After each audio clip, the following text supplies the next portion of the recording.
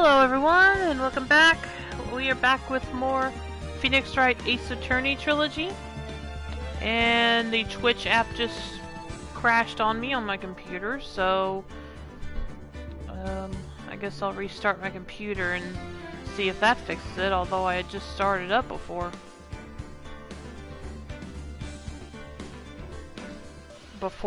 coming on stream tonight. So it could be I just may not be able to host anybody tonight. Anyway, we're back with more Phoenix Wright Ace Attorney Trilogy. Last time we found out that the chief of police, apparently, I got a good feeling about today's stream. Oh really? I hope so, because so far the app of Twitch isn't cooperating, so I hope the actual stream does better. Anyway, welcome to the stream, and as I was saying, last time we found out from the chief of police that some information had been kept from Miles that was important evidence to the case, and so he had to have another day to investigate, so we did some investigating too, and when we checked out the evidence room, we've discovered that the victim had been there just before he was murdered. In fact, actually we found out that might have actually been the real scene of the crime instead of the parking lot at the prosecutor's office. And then when we went to investigate the evidence room ourselves, we also found out that Miles Edgeworth had been there probably just about an hour before the murder, and then we also found the fingerprints of Officer Marshall.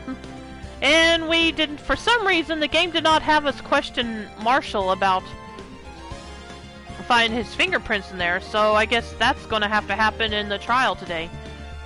So anyway, let's get going. Let's get started. And yeah, what good feeling do you have about today's stream, Soup? I sure like to know. Anyway, let's get started. February 24th, 9:41 a.m. District Court, Defendant Lobby Number 2. So what do you think, Mr. Wright? I think the prosecution is as confused as we are. Yeah, I bet. After all, it's a hunch, I guess? Oh, okay. Well, I hope you're right. I hope your hunch is right, then. After all, the victim was murdered in 2 different places at the same time, and a different suspect was arrested at each of the crime scenes. Lorna! Good morning, Mr. Wright. I apologize for yesterday. I was indisposed. I hope they didn't hold you too long for questioning. We just finished, actually. I'm used to all-nighters, though. So, how'd it go? It's as Mr. Wright suspects. The police are clueless. I'm glad she came out and said it. I figured as much, so I struck a plea bargain. A plea bargain? What do you mean by that? We agreed that if I told them the truth behind this simultaneous murder, they wouldn't seek capital punishment. That's what I mean, Emma. But Lorna! Don't tell me you... Much to my regret. I'm as much in the dark about this as they are. Miss Skye. We found trace evidence of a certain person in the police department's evidence room. They belong to Officer Jake Marshall. What kind of trace evidence? Blood-stained fingerprints, to be exact. That's the trump card I have up my sleeve today. You do understand what this means, don't you? In order to defend my sister, you're going to accuse Mr. Marshall? We have to play the cards we're dealt. Isn't that right, Miss Skye? Do what you have to do, Mr. Wright. February 24th, 10 o'clock a.m., District Court, Courtroom Number 9.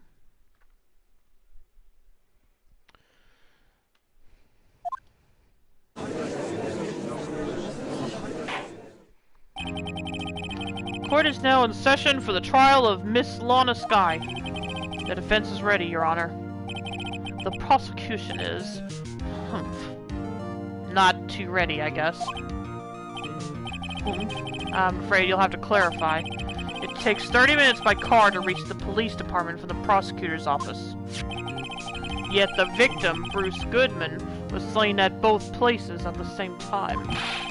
But that's not... Oh, fudge. But that's not physically possible, is it? What's more, I hear the victim from the evidence room just disappeared.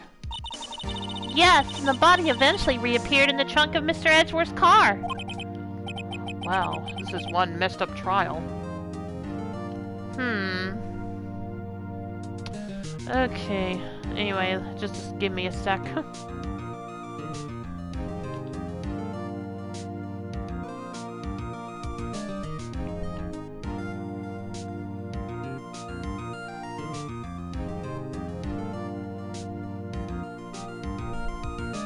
Okay, got that done. You still there, Soup?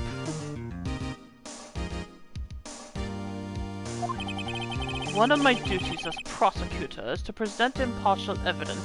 Okay, wasn't sure if you had to go back to work yet or not. Today, I will present evidence related to the murder to the police department. In so doing, I believe the way in which we should proceed will reveal itself. Now that's what sets Mr. Edgeworth apart. He sounds so on top of things, even though he doesn't know what's going on himself. And that's supposed to be an admirable trait. Very well, let the trial resume. On the day of the crime, what exactly transpired at the police department? Mr. Edgeworth, you may call your first witness of the day to the stand. Who will be? For its first witness, the prosecution calls the suspect of the murder that occurred at the police department. Oh. Oh boy. Time to bring out my talker voice again, I think. The suspect? You mean the so-called murderer? Yeah, that's what a suspect is. Oh boy. Things are getting wild from the get-go. Oh gosh, yep, here we go. Will the witness please state his name and occupation? Yes, sir! I'm Officer Mike Meekins, sir! My occupation is, that would be murderer, sir! What the hell?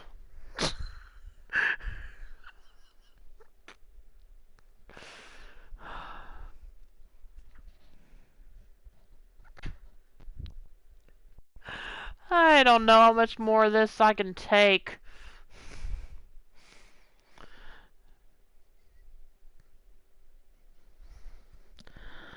Moving on. Maybe.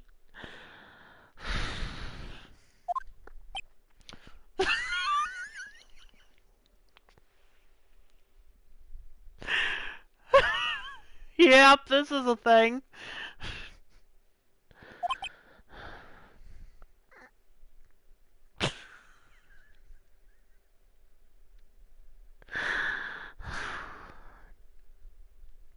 I'm sorry.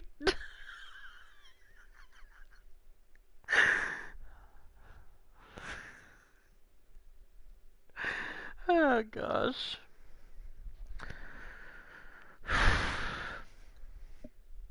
That's all false. That's about right. Okay.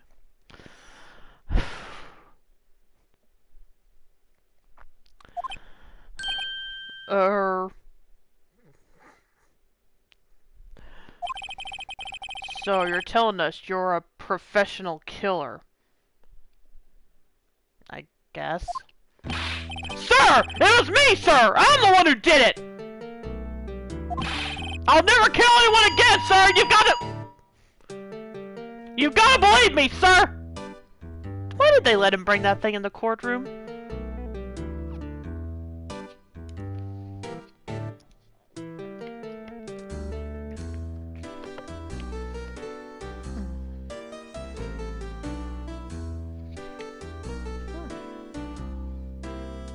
let me check the volume again real quick.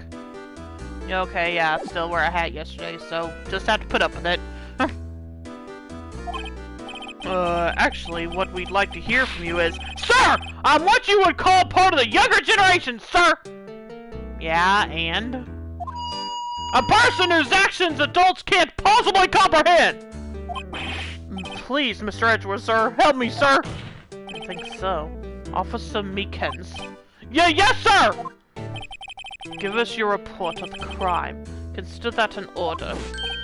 Yes, sir! As you wish! After all, I am part of the generation that must be told what to do, sir! What?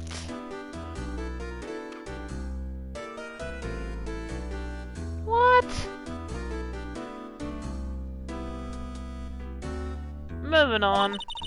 You can't fault him for lack of enthusiasm. I guess not. Crime report, sir! Wow. Although it's not my normal duty, I was assigned to guard the evidence room that day. I spotted a suspicious man on the security screen and rushed into the room. I was only doing what I was trained to do, sir. I was suddenly attacked. I fought for my life. Then I did it. After that, I passed out until another officer smacked me awake. So normally in Japan, they go to school 5.5 days a week, right?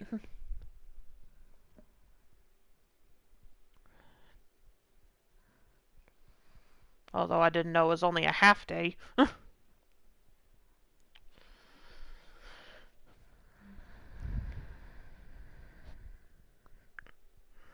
They went down to 5 one generation. Oh, okay, gotcha.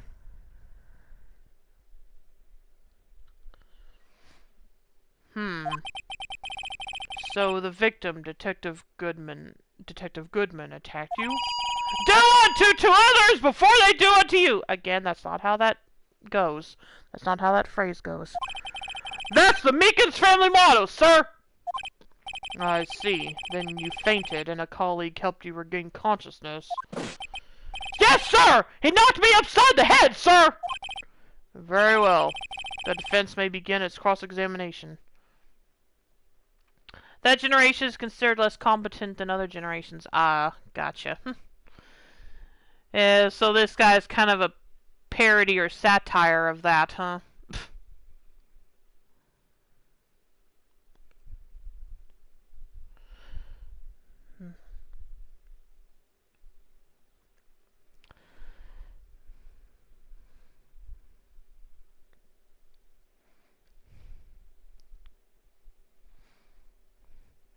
Very well. The defense may begin its cross-examination. What I need to hear is more info to work with. Yeah. Although it's not my normal duty, I was assigned to guard the evidence from that day. Mr. Meekins, you work in the General Affairs Department, do you not? Yes, sir! I'm in charge of hiring new recruits, sir! Yikes. Now there's a scary thought. Yeah, I agree there. Evidence transfer was taking place on the day of the crime, which meant many officers were given special tasks not ordinarily performed. I was in charge of guarding the Blue Badger, sir! Why? The Blue Badger? Yes, sir! The lovely police mascot created by the Chief of Detectives, sir! Yeah, I know. I was to ensure it wasn't broken during the transfer process. That was my sole mission for the day, sir! Why? I see. Sounds like a very, important mission.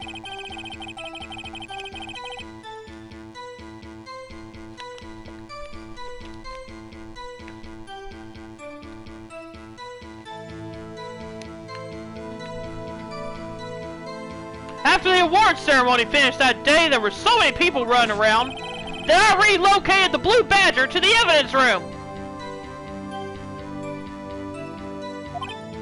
Oh, so that's why you went to the evidence room.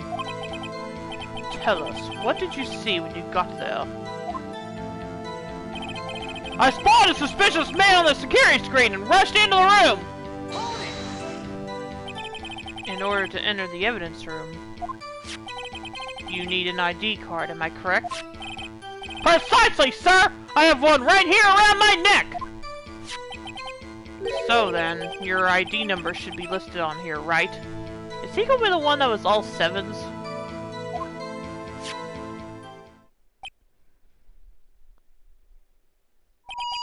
There it is! I found it! This is the one right here! Could you please read us the number? Yes, sir! It's 498-9596! That's my number, sir! Okay, so... Wait, he's the one that went in there twice. Then. I see, huh? With the number 498-9596. It showed as being used twice. Please explain, witness. It's no real mystery, sir! The first time is when I relocated the Blue Badger to the evidence room. And the second time is when I went to go get him after everything settled down. Well, okay, that makes sense. So now we're just missing one. Yeah, I don't think you were here when I made this joke yesterday, Soup, but I said if that number with all 7s is not gonna come my down, I'm gonna scream. That's what I said yesterday.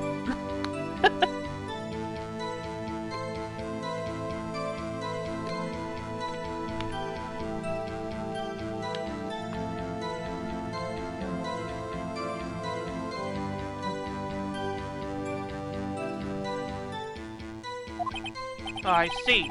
So it was during that second time when... Yes, sir! That was when I spotted the man on the security screen!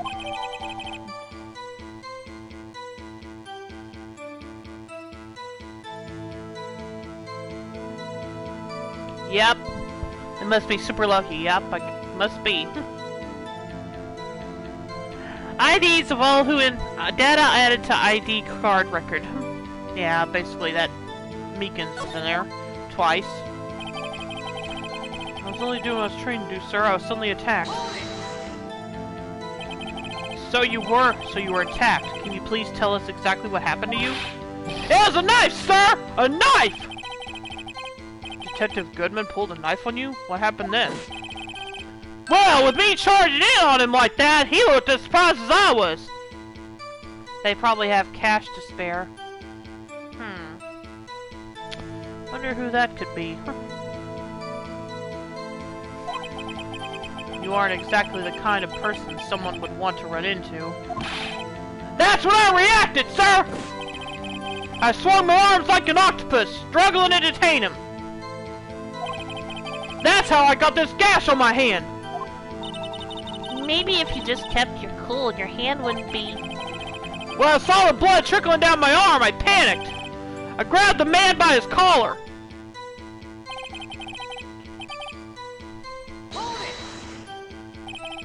What exactly do you mean when you say you did it? I know I don't look the type, but I'm really into kung fu films, sir! The man let his guard down for just an instant, so I snatched his knife from him! You took his knife. I spun him around and performed a disarming maneuver! I made sure to close my eyes like a man! What? I see. He must have been desperate. The next thing I knew, his white coat was drenched in a sea of my blood, and then...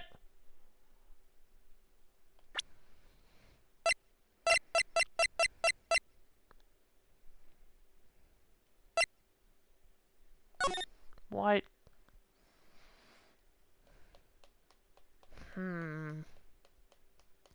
Okay. Anyway, the next thing I knew, his white coat was drenched in a sea of my blood, and then the next thing I knew... Yes? He punched me right in my face, sir!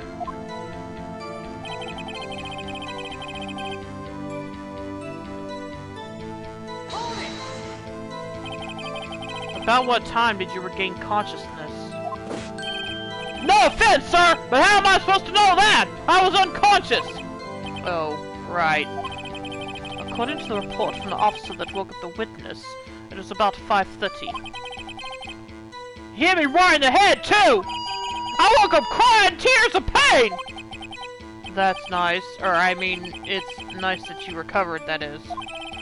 When I came around, though, I made sure to finish my mission, sir! Your mission? Yes, sir! The Blue Badger, sir! I returned him to the entrance before things got out of hand!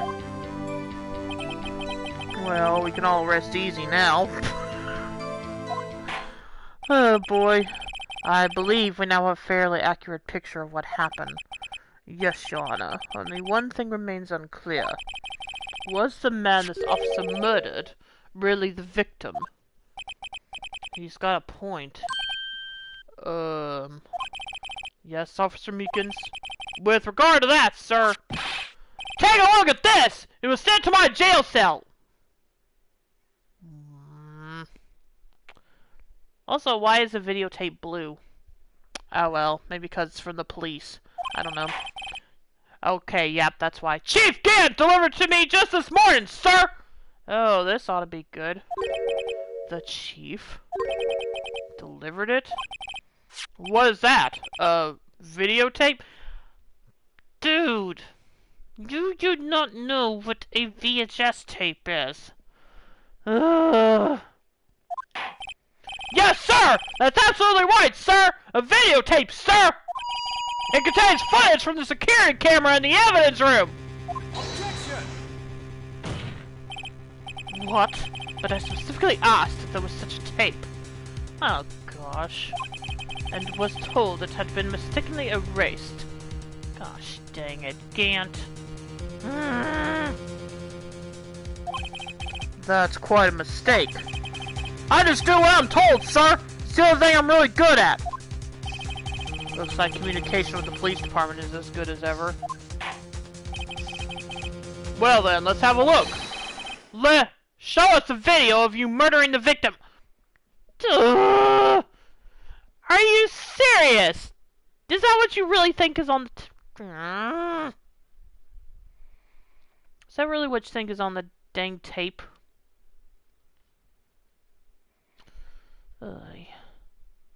Anyway. Oh. Please stop using that word murder, sir! It scares me! A video of a real murder. Just what are we getting ourselves into? If that's what it actually is.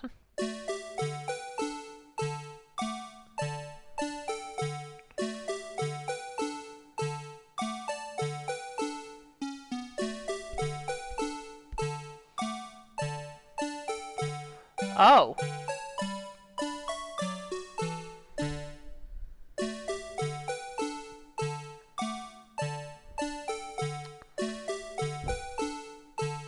What was that? It fell out of the locker. Okay. Well, we're seeing that he did go in there to investigate. So, what actually happened?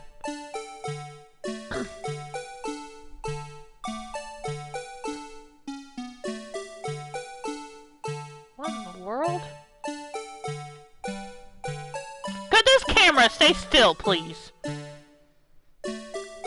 What in the world?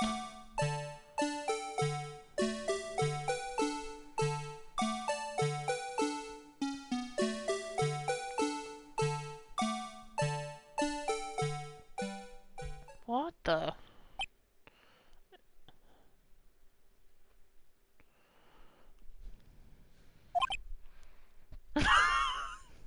Oh, poor Edgeworth. He's gonna need therapy after this, I think.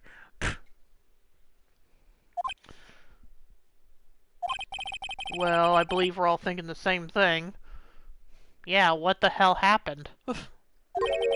How can we deal with these unsettling feelings stirred within us? No, that's not what I was thinking. What the hell? Was that regular? Really? It's okay. What the hell is that wriggling piece of plywood? Really, Edgeworth, that's what you're worried about? Sir! That is the pride and joy of the entire criminal affairs department, sir! It's the Blue Badger, sir! Why am I not surprised this isn't going smoothly?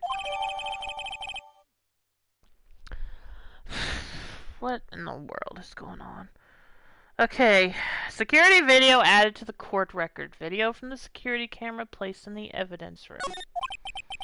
Yes, well, anyway, this tape seems to prove that the witness did indeed encounter, someone in the evidence room, and some sort of, activity did take place. Your Honor, instead of relying on clearly incomplete footage, the witness's testimony will suffice.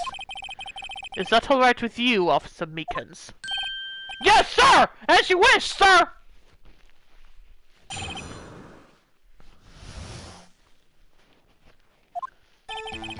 Hey, hang on a minute.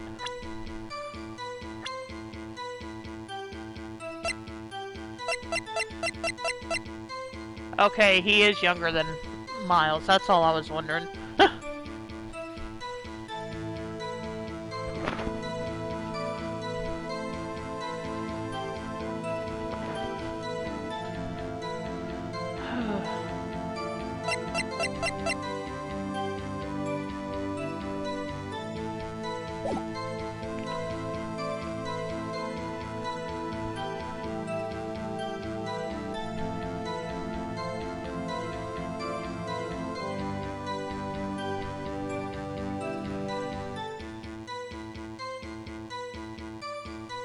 His face can't be clearly seen in the video. There's no question that the other person was Detective Goodman, sir. I mean, he opened the locker, which required Detective Goodman's fingerprint to do.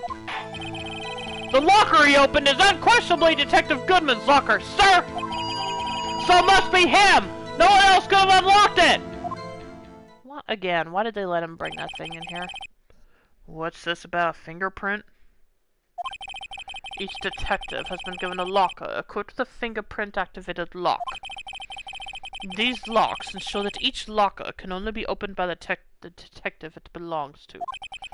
Intriguing. That would mean the victim at the crime scene would have to been Detective Goodman. Very well. The defense may begin its cross-examination. I don't know where this cross-examination will lead. But everything begins with contradictions. That's where I have to start.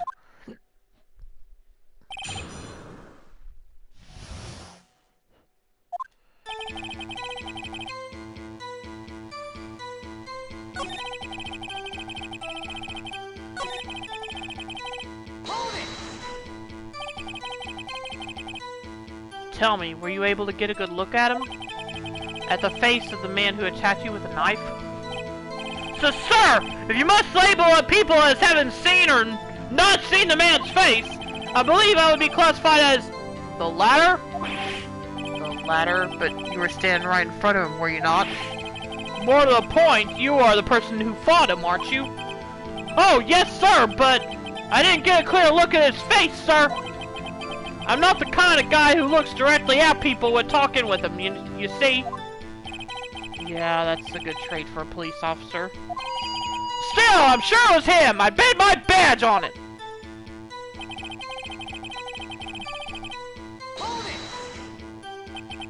But you don't know that for sure, do you?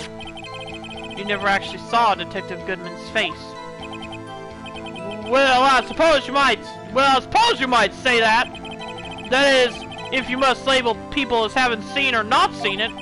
Since his face can't be identified in the video, only you can verify it. Well, why is everyone looking at me? If I had to label your stares as disturbing or... Meekins! Eek! Having been shown a questionable video at best, we are not in the best of moods. Now please be more certain when you testify. Yes, sir! You claim the man who brandished a knife on you is Bruce Goodman. Tell us why you are positive it was him.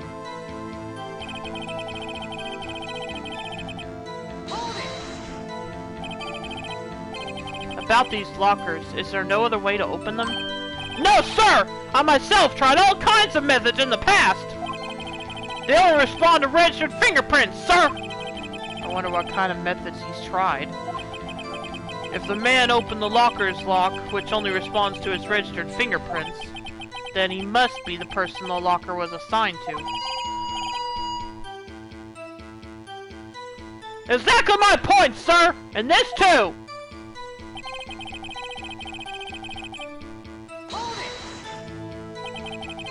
How do you know that information? I've heard rumors, sir! From people in the know, sir! People in the know? The workers in the department cafeteria, sir! They keep me informed! They also listen to my romantic troubles, sir! Romantic troubles? For the record, the opened locker did indeed belong to Detective Goodman. I verified this information through a more reliable source. So the victim opened the locker with his own fingerprint. So let's... Oh, right, don't have to. However, the most important detail is not shown in this video. The man's face. So, sir! If I may say something, sir! Please do. After all, you are the one being examined.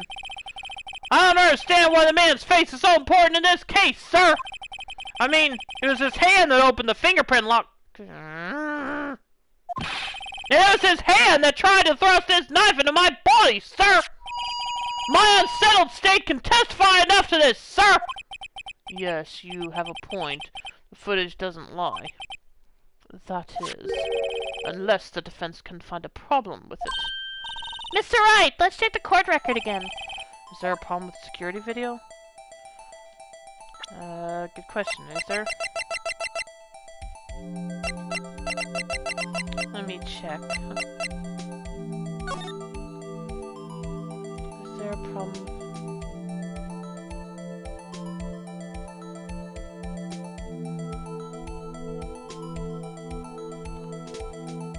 Well, the fact that it won't stay still is a problem. Also, where was this camera positioned at that we can't... Oh, the blue badger blocked... Oh gosh, his face is blocked from view. So... Yeah, there is a problem with the video.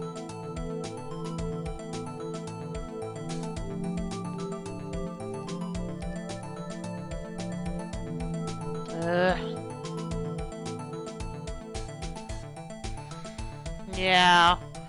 Problem is, his face is blocked from view every time.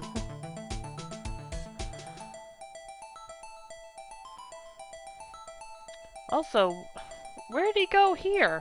That's another problem I have. Anyway, yeah, there's a problem.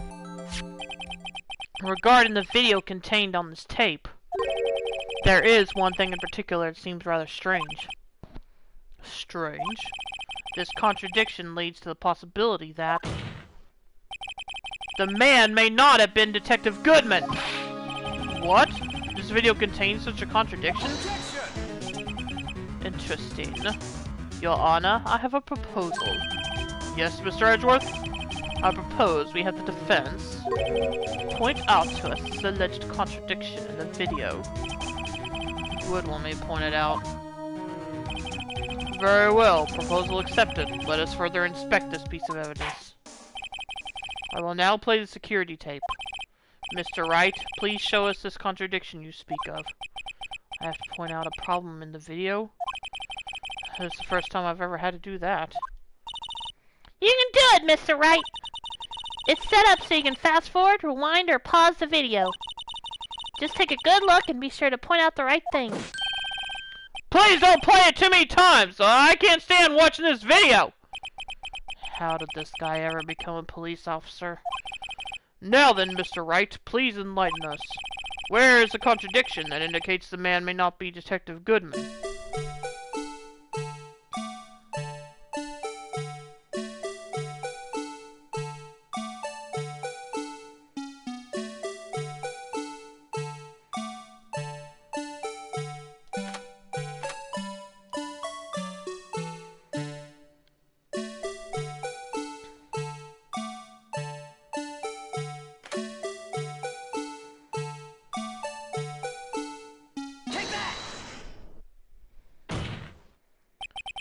The thing that's strange about this video would have to be, this. Hold on a second. I need to use my eye drops. Well, I don't get it. Would you mind if I borrowed your eye medicine? Dog at me with those bleary eyes! Before your eyes get too teary, perhaps you should think this through again, Now, what do I do?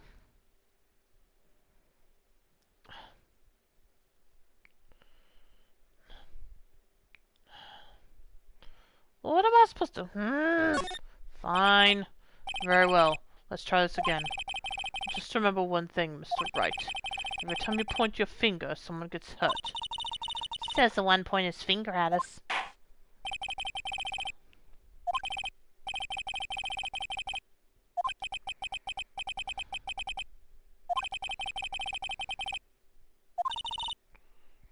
Oh, I think I know.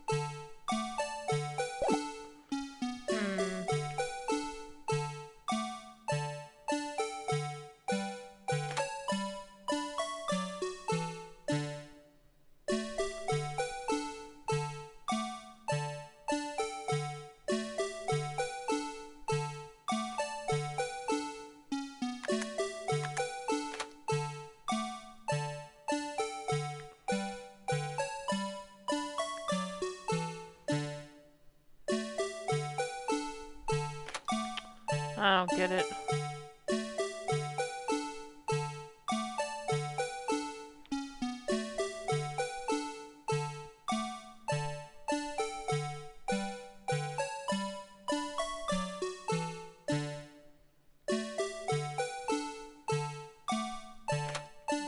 Wait, what?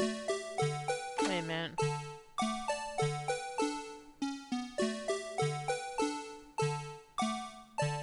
Okay, this is just starting over again.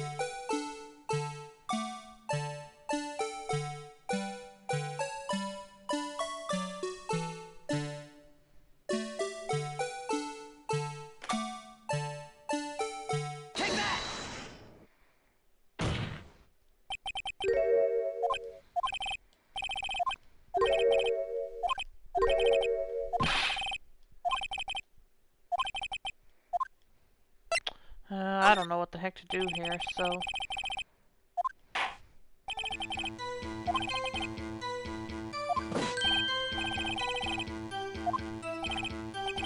Now they think I'm lost.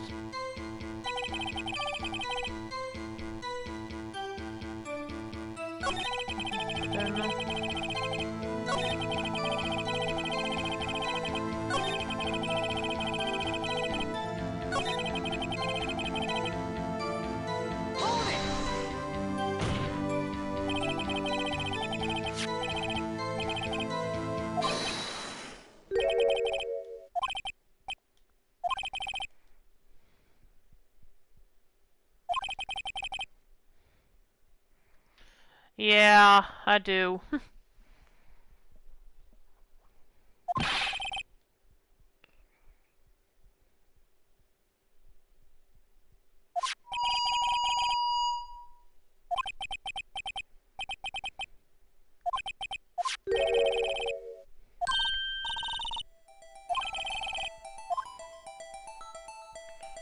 Okay, there must be some... Just look carefully at the locker in question. Yeah.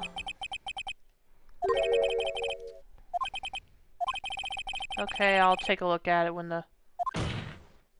And here comes the source of hints galore.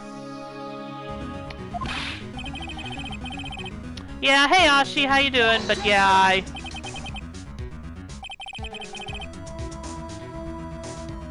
Anyway, welcome to the stream, Ashi. How you doing tonight?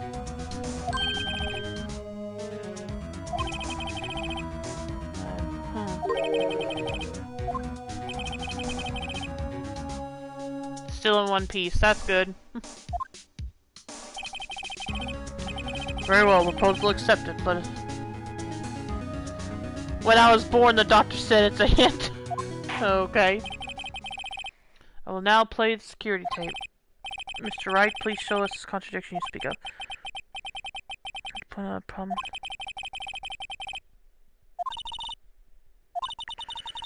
Okay, let me...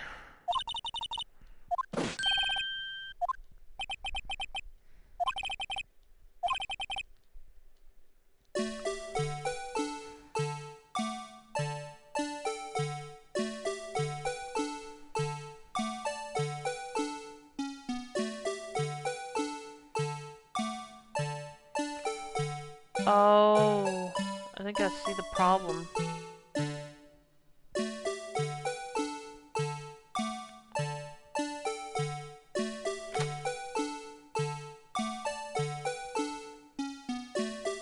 that! Now, please. Oh, gosh, dang it, really? When am I supposed to do this? Because I see the problem. Yeah, play it again.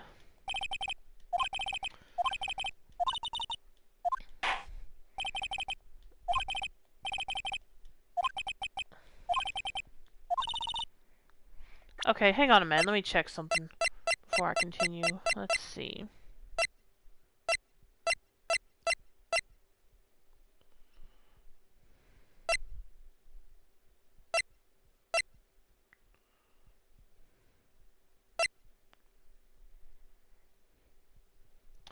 There we go. Indicator lamp lights up when it's open.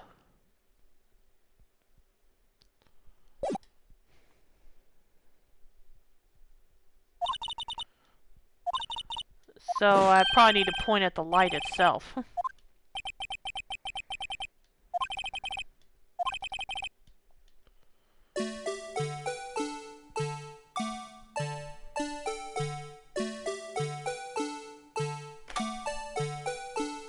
Take that!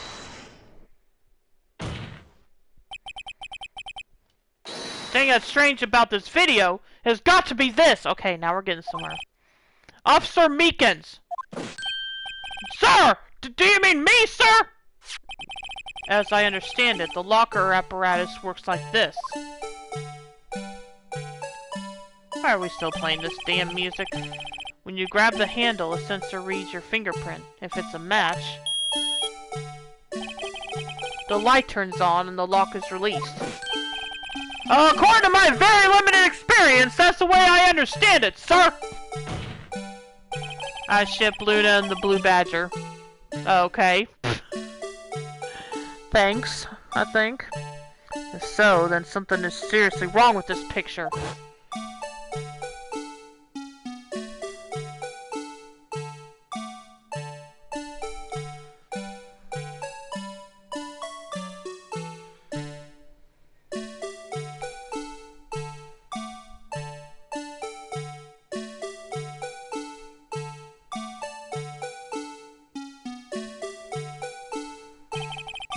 When the victim reaches for the handle to open the locker, let's rewind to a little earlier. Luna Keyblade, the Sims character, X the Blue Badger. Sure. Let's rewind to a little earlier. You go rewind there, Phoenix? No? Oh, he is rewinding. Okay, never mind. Man, that's a slow rewind. Here, notice the light? What's this? It's already lit. Rewind, cast, alter time. Precisely my point, Your Honor. The locker was already open before the victim grabbed the handle. Ah! Order! Order! What's the meaning of this? It's very simple, Your Honor. The locker wasn't locked on the day of the crime. What are you objecting to? But the locker locks are controlled by an electronic system. When a door is shut, a sensor is triggered, and the locker is automatically locked. Oh, I know! It must have broken down! Of course, I'm not an expert in this. That's not likely, Your Honor. The sensor would detect and report any malfunction. Yes, Judge, we know. Yeah. Oh, well, it just goes to show novices should keep their mouths shut. So then, Mr. Wright, do you have an explanation? Me, Your Honor? Yes, why wasn't the locker locked? Me, Your Honor? Yes, well, you see, this isn't exactly my field. What do you think, Miss Scientific Investigator? Huh? Oh, maybe something like jam the system sensor? Something jammed the sensor? Say, there's someone else that seems out of place in this video. Yeah, I thought so too! There's gotta be another clue somewhere in this footage. Very well, let's inspect the video once more. The locker wasn't locked. Mr. Wright, please point out the cause for this. Yeah, I think I know what it is.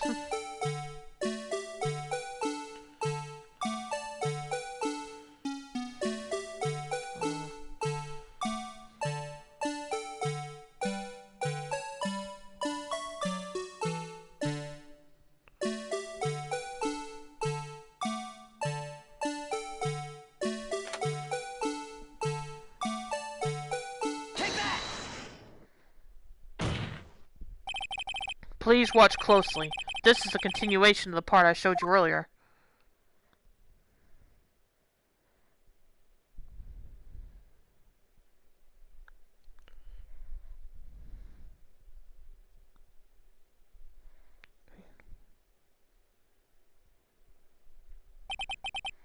What's this?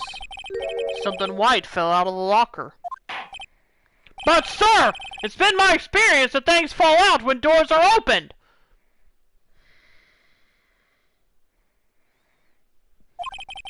I often fall out and roll great distances when I open my car doors. What? Yeah, okay. I think that is completely unrelated. We can't be sure that item was completely inside the locker to begin with. What do you mean? The sensor triggers the lock when the door is shut. What if something was inserted, say, between the sensor and the door? Inserted?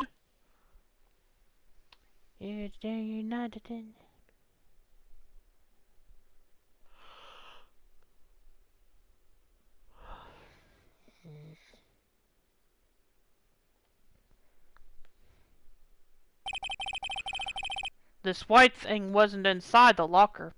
Yeah, but it was near it. It was stuck between the door and the sensor.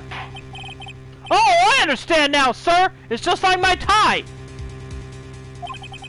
2 out of 3 times it gets stuck in the door when I get out of my patrol vehicle, sir! Instead of the door closing, my tie chokes me! But the object would have to be extremely thin to fit in the door. It clearly was. Not only that, it would also have to block electrical currents. It would need to be an insulator.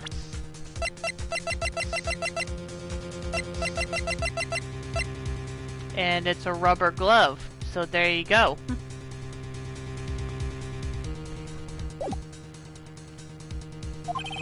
Yes, an insulator, but at the crime scene, there just might have been something that fits the description. But, sir, by insulator, you don't mean... I think I finally got this figured out.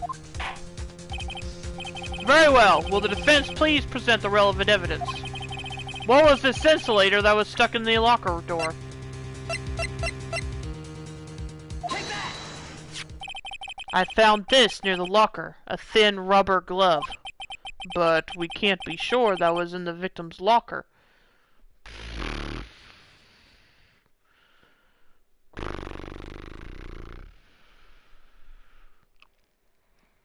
How does this dude still have his job? It has a tag that says SL9 incident. The video seems to depict the victim opening the locker. But that isn't the case. The lit lamp attests to this. Who would win in a battle? 1,000 Meekins or 5 police car doors?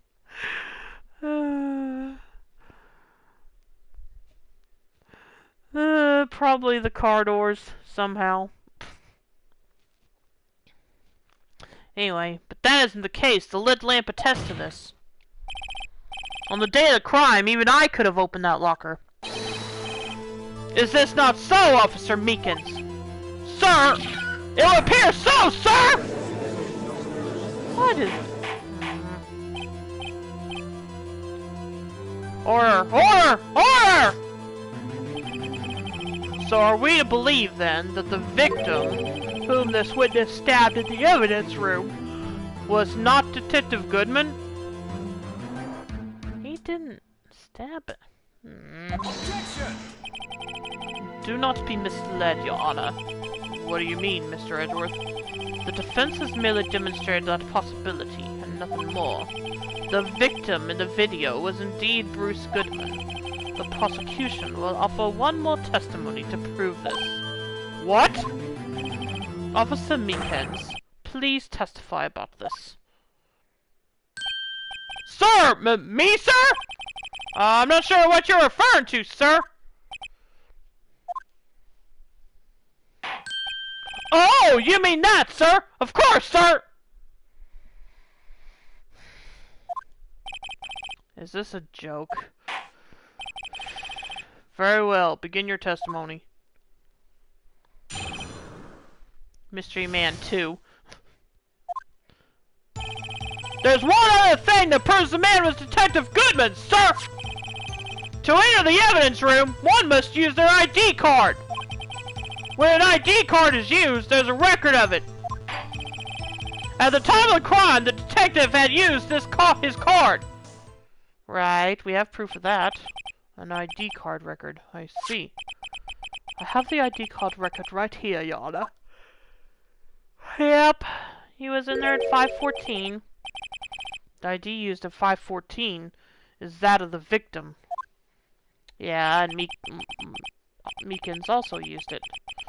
Just before the crime. Yes, without a doubt, this is the victim's ID. However, one thing does strike me as unusual. Several hundred cases should have been due for transferal. Why were there so few people using this room? That's a good question. This particular evidence room is only used for storing certain special cases.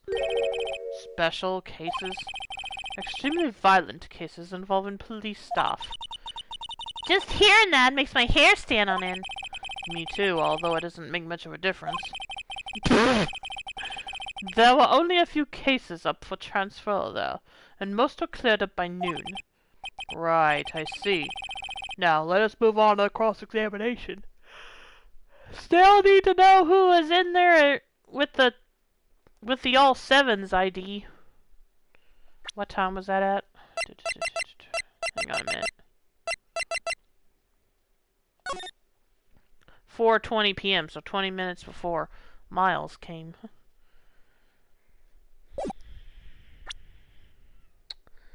I do have two people in mind as to who it could be, but we'll see. Right, I see. Now let us move on to the cross-examination.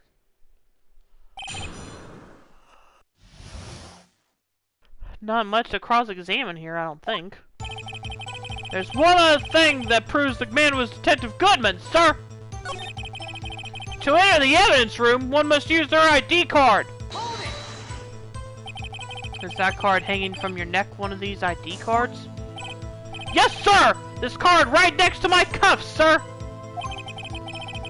I came in here so I won't ever forget it! What if someone were to steal it from you, keeping it out in the open like that? Maybe I shouldn't wear it around my neck. Remember when I said 2 out of my 3 times? When I said 2 out of 3 times my tie gets stuck when I get out of my car? Well, the remaining time it's my ID card that gets stuck. Oh boy. Instead of the door closing, my ID card chokes me. Maybe I should just leave this one alone. At any rate, each police officer has only one ID card. Both the police department and the prosecutor's office can attest to this. Please proceed with your testimony. 1,000 Meekins or one single car door? Yeah, I'm wondering at this point.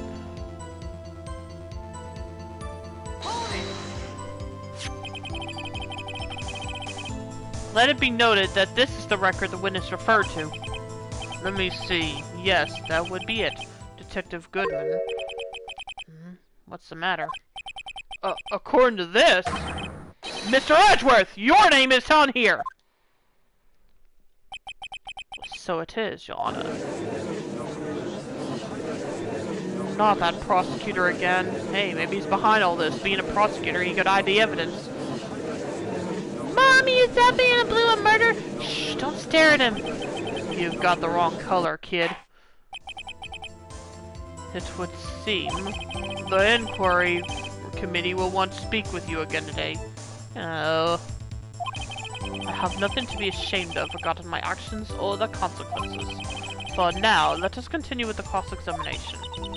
Poor Mr. Edgeworth. It must be so difficult for him.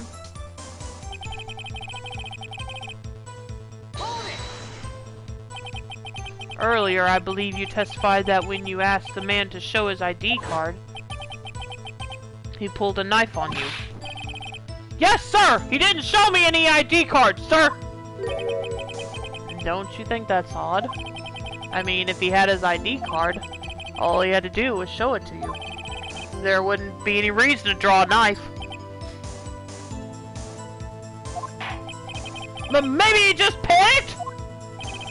Everything stems from contradictions. Let's point them out. Mr. Wright, what do you think? I'm confused. What? The problem with this ID card testimony is far too obvious. It's not like Edgeworth to miss something like this. You're thinking too hard about it. Come on, let's show them what we got. There's one there. Hang on a minute. Investigator.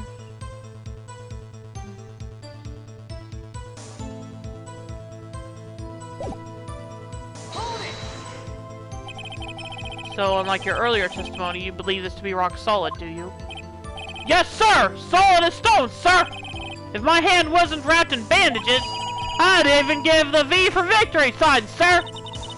Couldn't he just use his right hand for that?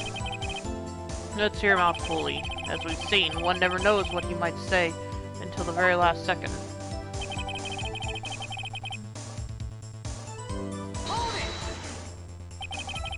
that card hanging from your neck one of these ID cards? Yes, sir! This card right next to my cuff, sir! I keep it here so I won't ever forget it. Okay, I already read this one.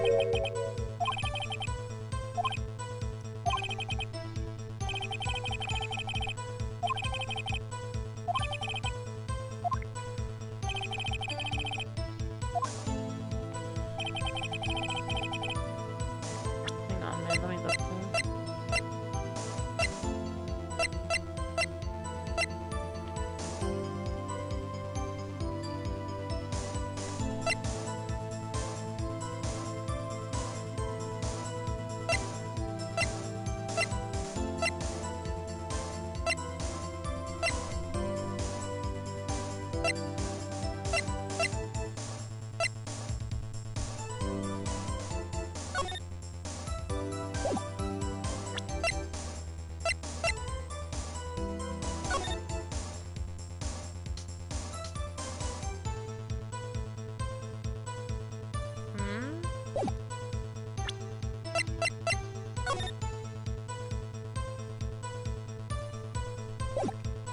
Okay.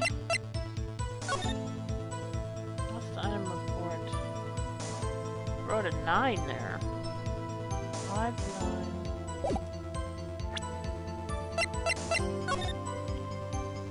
5. 5, 9. I don't know if that has anything to do with this particular thing, but I need to keep that in mind.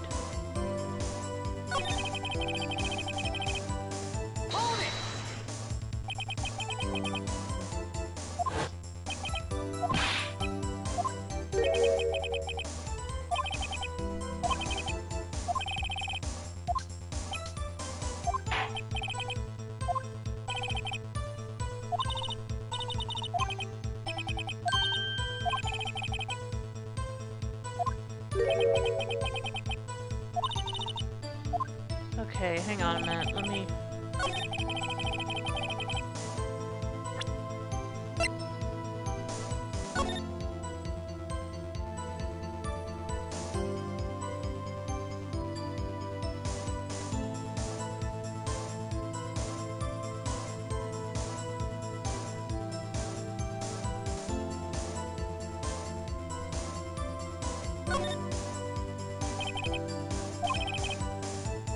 Five, 8, 4, 2, 1.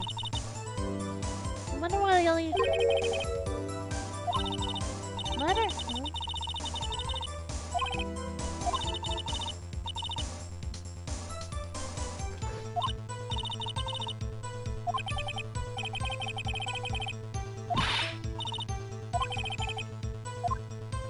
Okay.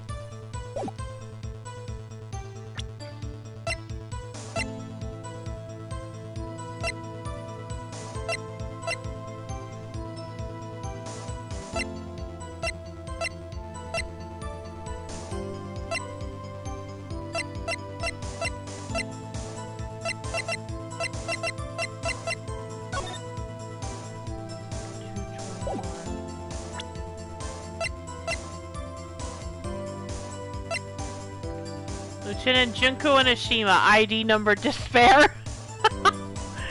Yep. What would Nagito's be, since we are continuing that joke from yesterday?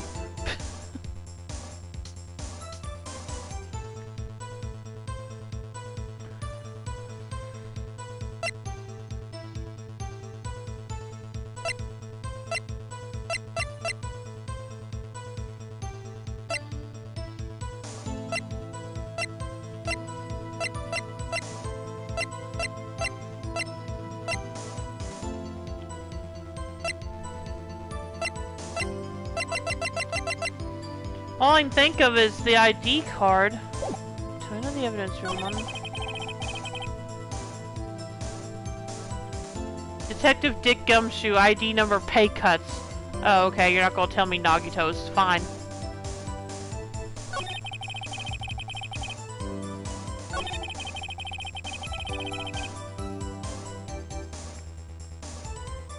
I've already pressed everything.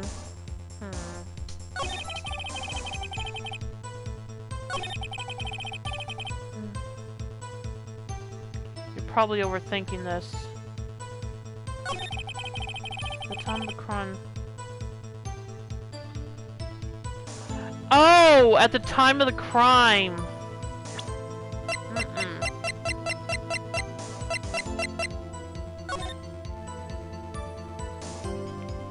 Wait, no. No, that's not. Wait a minute. At the time of the crime, the detective had used his card. Okay, no, that's not it.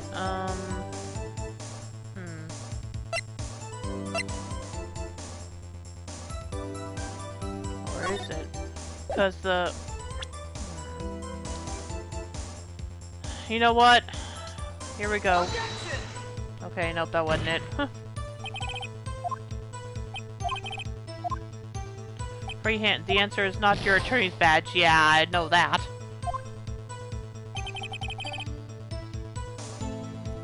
At the time...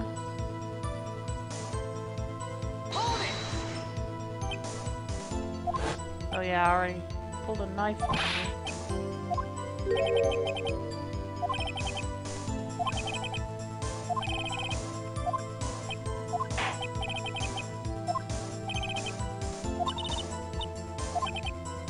Okay, hang on a minute.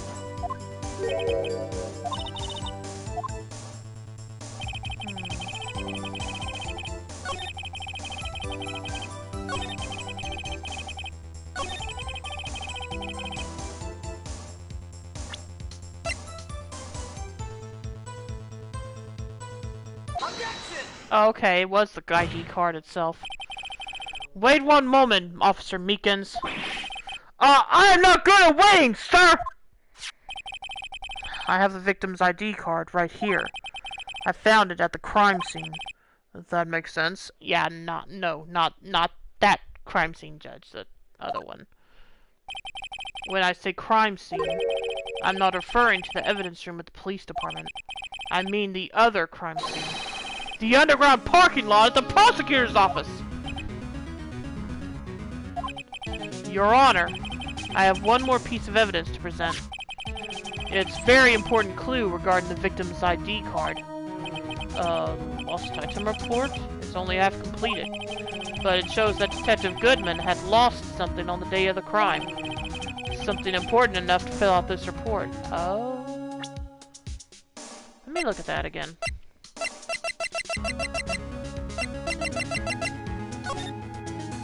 Item lost, okay. Because I was thinking it was something complete. Okay, and that's why you couldn't remember the ID number. Presenting neither would have worked, okay. Let me guess, you believe this something to be his ID card, right? Would explain why he seemed to forget his number. I can't say for sure, but there is a high probability. On the day of the crime, Detective Goodman was not carrying his card.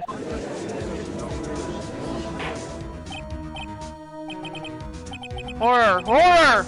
So now, what does all this mean? It can only mean one thing. It doesn't even require much thought. The man Officer Meekins encountered in the evidence room was not Detective Goodman, but rather the man who stole his ID card.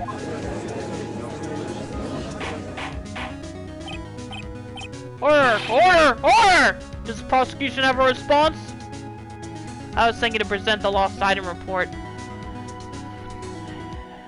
Yeah, because I did notice something on it, as you probably already gathered earlier. I have only one thing to say to the defense. Bravo, Mr. Wright. Bravo. Allow me to summarize the defense's argument. At 5:15 p.m. on the day of the crime, the man in the evidence room Officer Meekins encountered was not Detective Goodman. There are two grounds to support this. First, the locker in the evidence room was already unlocked. Second, the victim lost his ID card. Am I correct so far, Mr. Wright? Yes. What's he up to? That being the case, we must inevitably arrive at a single conclusion. If the victim in this video is a fake, then the murder in the evidence room is also fake. In other words, the security camera does not show the instant of the murder. That is, well, I guess that's right. Is something wrong, Mr. Wright? Only moments ago, you seemed content to be pointing your finger around. This isn't going to end well. Well, it seems you finally realized exactly what you've gone to such lengths to prove. Explain yourself, Mr. Edgeworth! The defense has already done the explaining for me. The victim in this video is a fake, which means the murder did not take place at the police department on 5/15 on the day of the crime. So the real crime could only take place at one location, the underground parking lot at the prosecutor's office. The murderer being Miss Lana Skye, the defendant. The evidence is compelling. A trustworthy witness. Observe the moment the defendant used the murder weapon. Ah!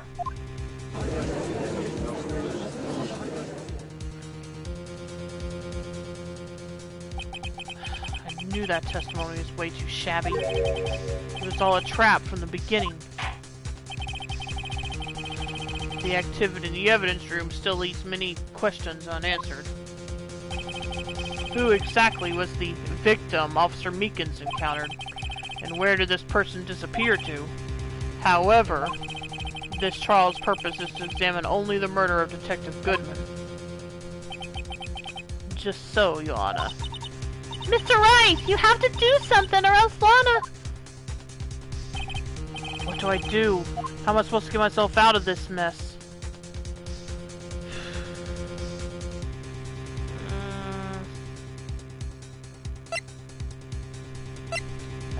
What the heck?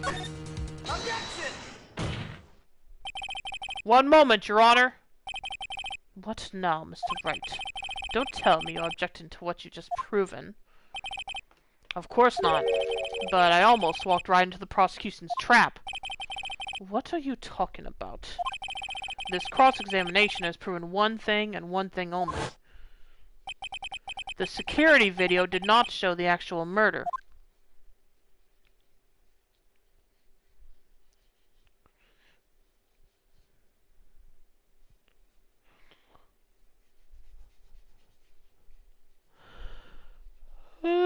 Still have to wonder where the guy went that attacked him, because what'd he do? Duck under the camera? However, it cannot be said that it is unrelated to the murder in the parking lot.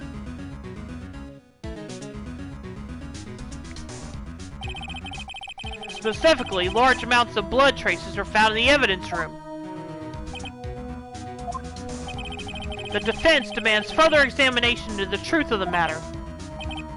Mr. Edgeworth? Yes, Your Honor. If this court were to examine this further, other witnesses will be necessary. Is the prosecution prepared? I'm sorry, Your Honor. The prosecution considered the incident at the police department to be unrelated. We have not prepared any other witnesses for this incident. This just might be my chance. Time to call a certain Texas Ranger to the stand. Mr. Wright, do you mean... Your Honor, the defense would like to request a specific witness. Oh, whom do you have in mind? Someone we have reason to believe knows the truth. The truth behind the activities that took place in the evidence room. The prosecution requests to hear this person's name before deciding whether or not to comply.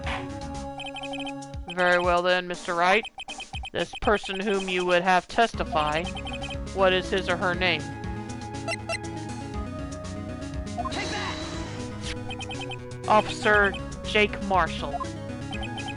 Why him? I can't let Edgeworth know everything just yet. He's in charge of the evidence room. I feel we should hear what he has to say. The prosecution agrees to the defense's request. Since he was responsible for guarding the room, we should hear his testimony. Fortunately, he works in the police department. We shouldn't need longer than 20 minutes to prepare. Very well. The court will take a 30-minute recess while the witness is subpoenaed. Will the prosecution please prepare the witness during this time? We will, Your Honor. Court is now in recess.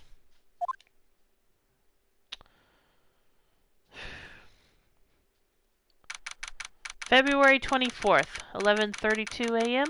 District Court, Defendant Lobby Number 2. There's no stopping you, is there, Mr. Wright? Huh? What do you mean? You called for Jake Marshall. It seems you figured everything out. I haven't figured anything out. Lana, you're the one who knows everything. Emma. You always know everything. Why don't you just tell us? Mr. Wright is trying his hardest to protect you. I don't recall ever asking for his protection. How can you be so cold? Don't you trust us? Don't you trust me?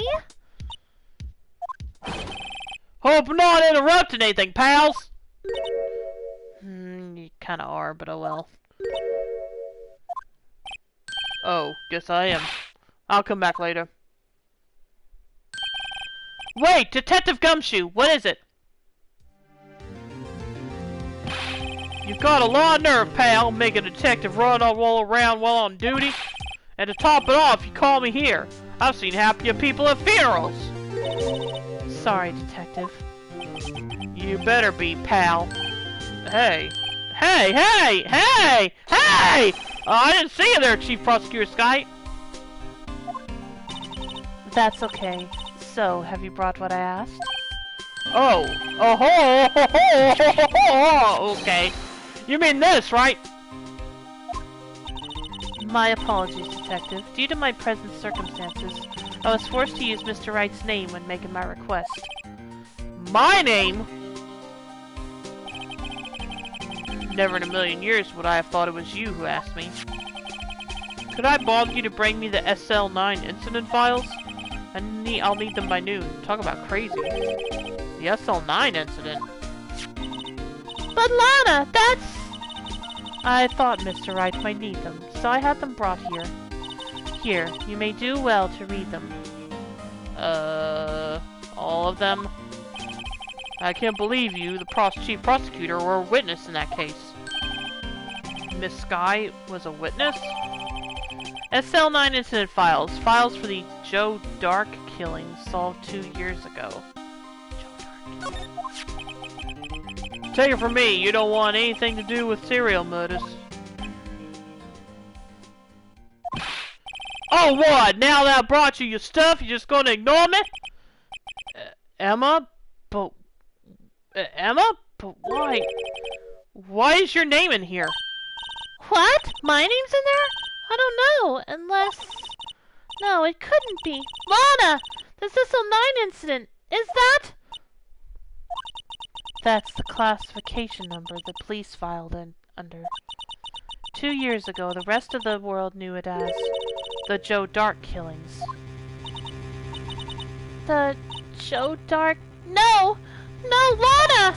That's over with! No!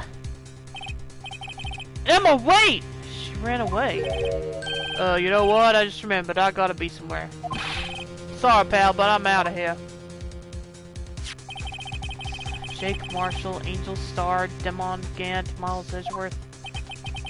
Not to mention Lana and Emma. Everyone involved in this case is connected to those killings 2 years ago. This can't be just a coincidence. Knowing you, you just might be able to figure it out. Time to get back to the trial, Mr. Wright. Best of luck. I'd better take a good look at this file. Yeah, somehow. To be continued, of course. Oh boy. Okay, gonna save here.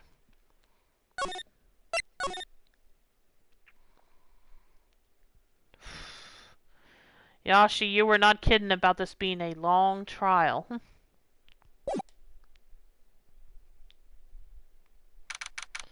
February 24th, 12:14 p.m., District Court, Courtroom Number 9. We'll be right back after these commercial messages. Alright.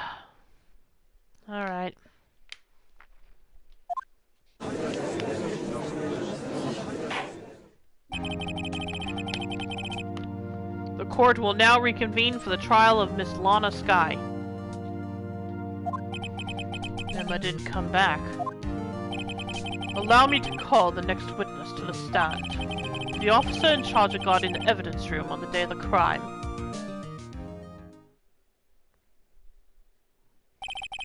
Witness, please state your name and occupation. Me, partner? Oh, I'm just a man same as you, wandering the trails of civilization. Yeah, I was wondering that immediately. Like, buy gumshoe brand shoes for the most discerning flatfoot. Occasionally helping the elderly cross intersections when needed. Yes, we get it. Oh, I know, you're a patrolman. That's my name. If you listen hard enough, you can hear the howling wind calling it out. To be exact, it's Jake Marshall, Your Honor. Howling wind? I've never heard Edgeworth describe that one before.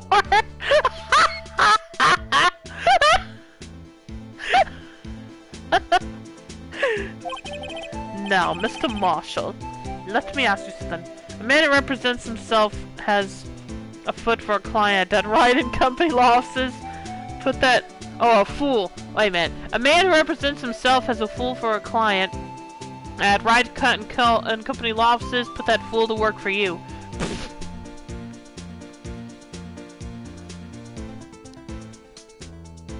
Oh boy. Now, Mr. Marshall, let me ask you something. You were in charge of guarding the evidence room on the day the crime took place. Is this correct?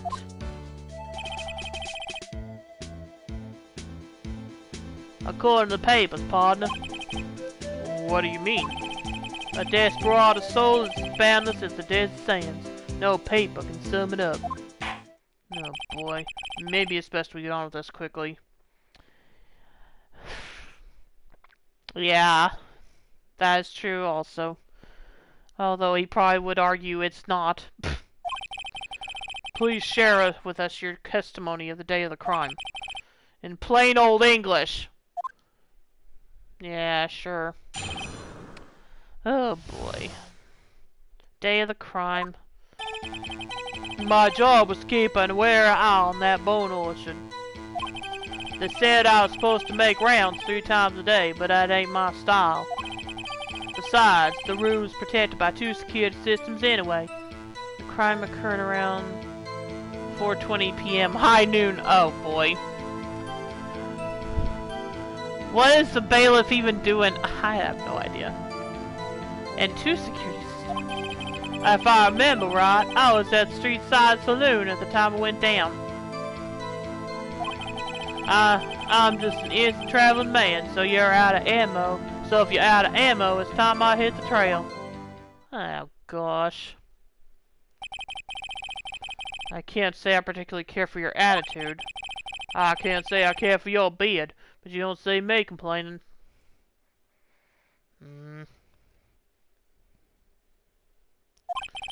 Wait a minute. What do you mean by 2 security systems? Oh, so I didn't even have to press them about it. Okay. I mean the security cameras and the ID card reader. I reckon even a cowpoke like you knows about those. Yes, well, what about the fingerprint activated locks on the evidence lockers? Fingerprint activated locks? What kind of newfangled doohickeys are those? He's not being very helpful. He's not that good with machines, or with following orders. Everyone's got their weaknesses now, don't they, Mr. Prosecutor? This one seems like trouble. Okay, Mr. Wright, he's all yours. Oh, boy.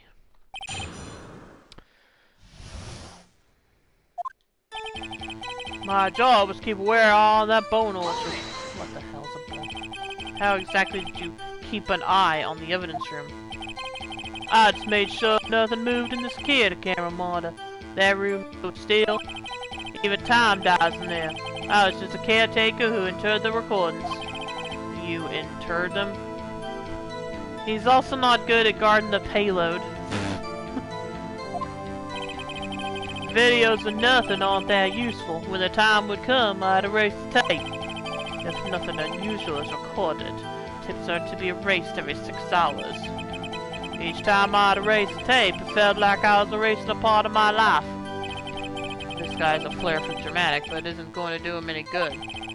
So, in actuality, you don't physically enter the evidence room? They said I was supposed to make rounds 3 times a day, but that ain't my style. But you made your rounds on the day of the crime, right? Ain't you heard of what I said, partner? I told you that ain't my style. Yeah, I don't know about that. I'm afraid I don't understand. No desperado I know lets rules get in his way. No desperados I know join the police force. So, Officer Marshall, on the day of the crime, just between you and me, I didn't set foot in the evidence room that day. There were rubber gloves stuck in the victim's locker. Do you know anything about that? I do. Haven't been in that crypt in weeks. How does this guy avoid being fired? Besides, the room's protected by 2 security systems. Anyway, his style is Chuck Norris's trash can.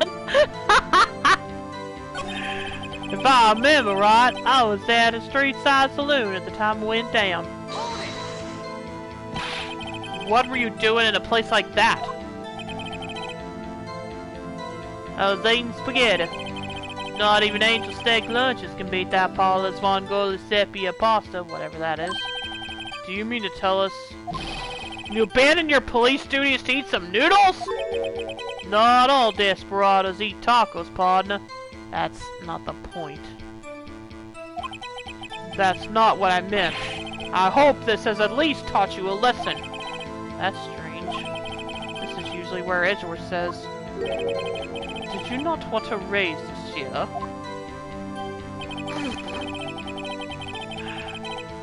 I'm just an innocent traveling man, so if you're out of ammo, it's time I hit the trail. What now? Out of ammo, Officer Marshall?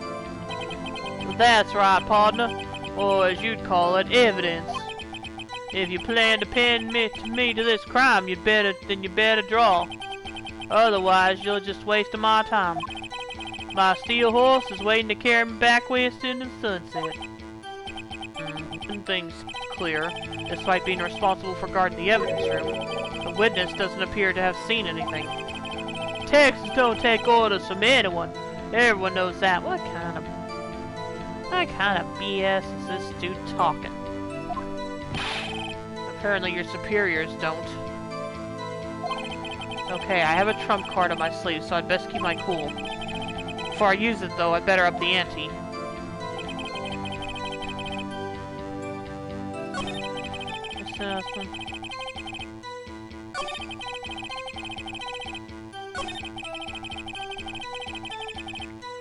Okay, let me read through this again just to make sure I get the right one.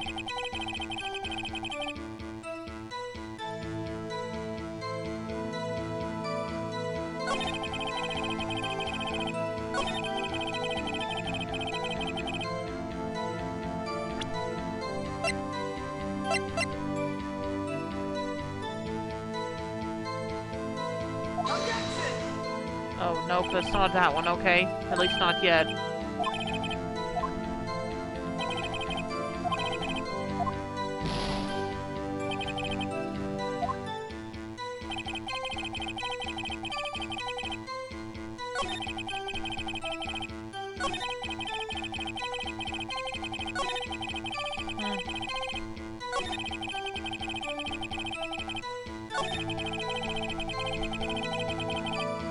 Oh, okay, maybe I need to present it here.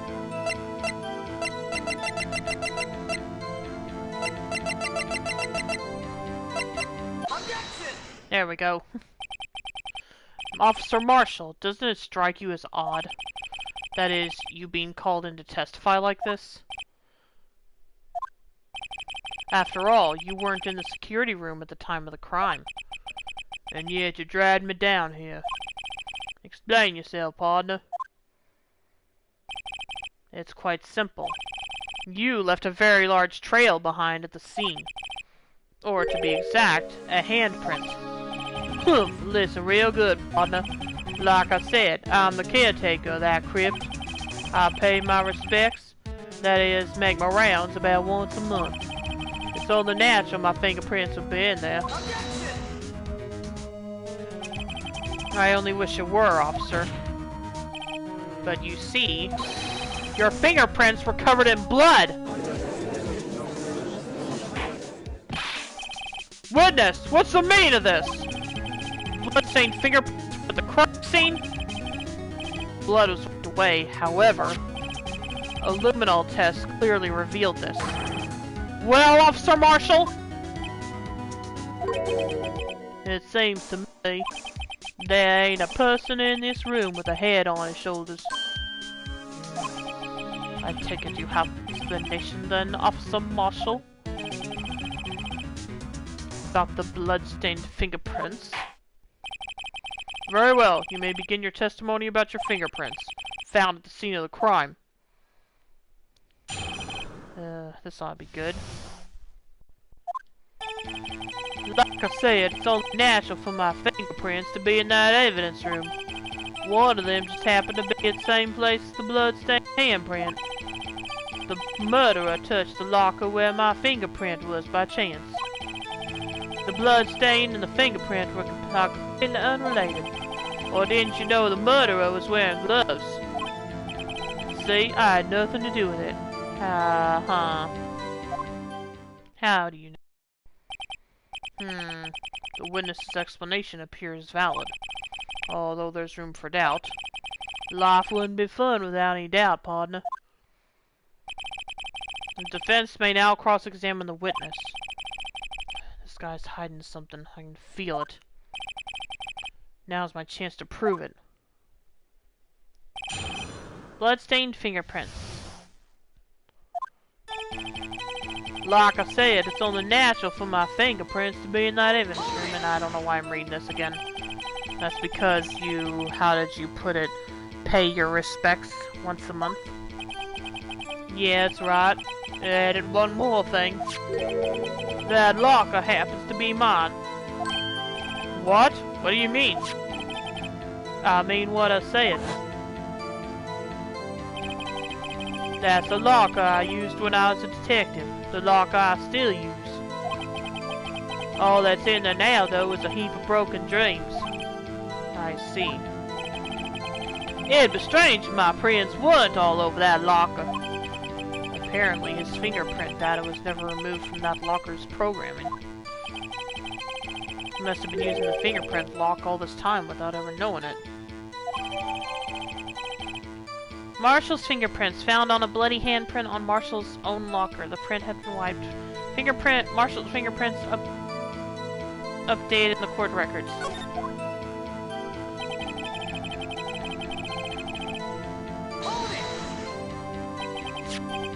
So then, what about the bloody handprint? Well, mine, it's no mystery. Please explain. My locker is covered with my fingerprints. It just so happened.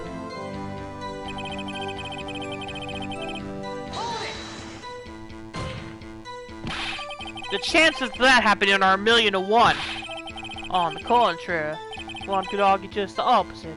The chances of that not happening are 1,000,000 to 1. Get one thing straight, partner. You ain't gonna get no reward from me with a mere fingerprint. You wanna know why?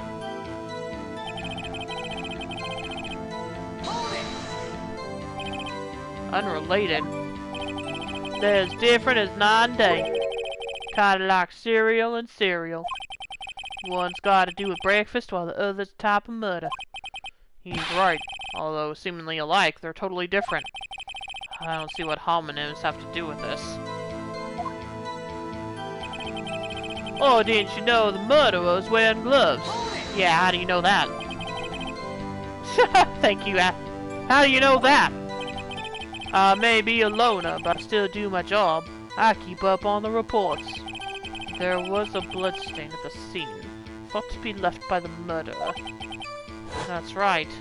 It was found on Detective Gumshoe's locker. However, no fingerprints were detected on that handprint. Oh yeah, I think we tried that too. So that would mean the murderer wearing gloves happened to place their hand on top of Officer Marshall's fingerprint. That's all the logical conclusion. Are you starting to get the picture, partner? The picture?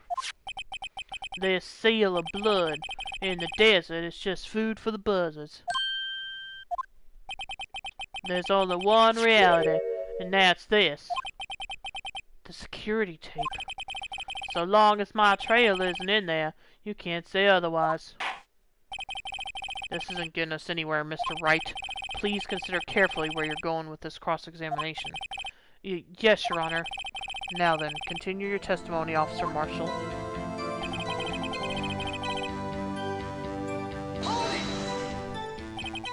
What do you mean by that?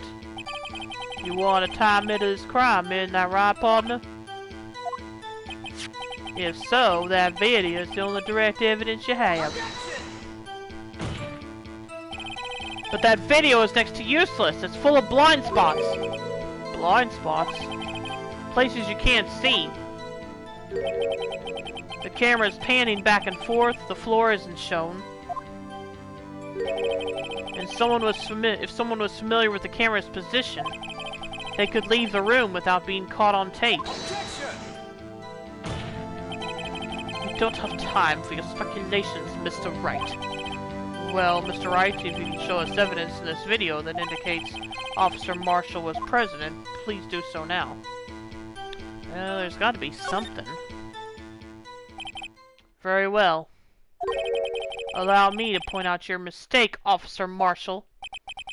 Tread carefully, Mr. Wright, or you might wind up being the one making the mistake. Now then, let's have another look at the video. Show us this incriminating evidence of the witness, Officer Jake Marshall.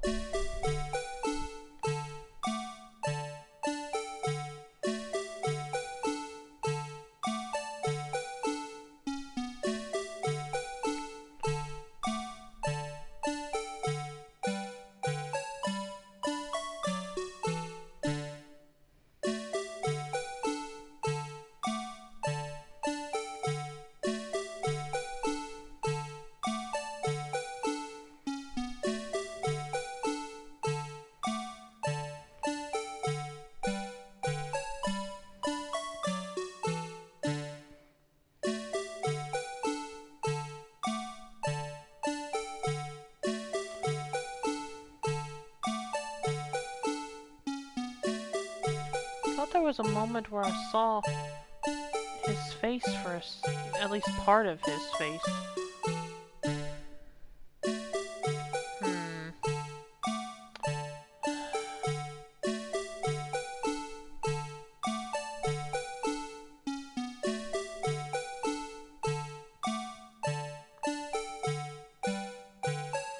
Okay, now it's starting over. Let me check something real quick.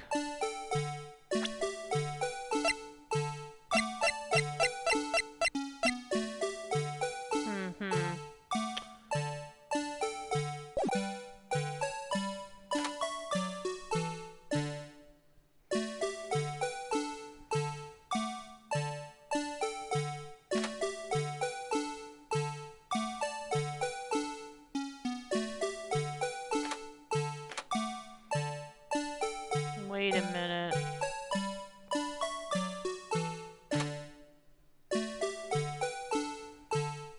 Well, no, we already know that. So that's not it.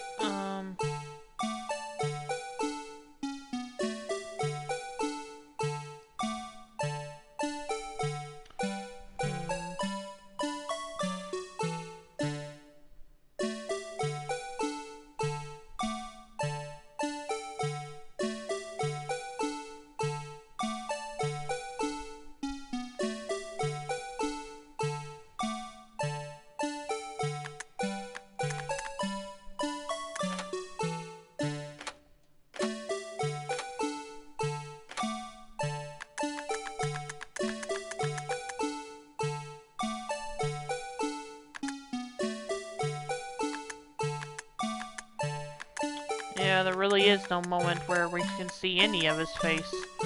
Looks like. I still thought I noticed something at some point, though.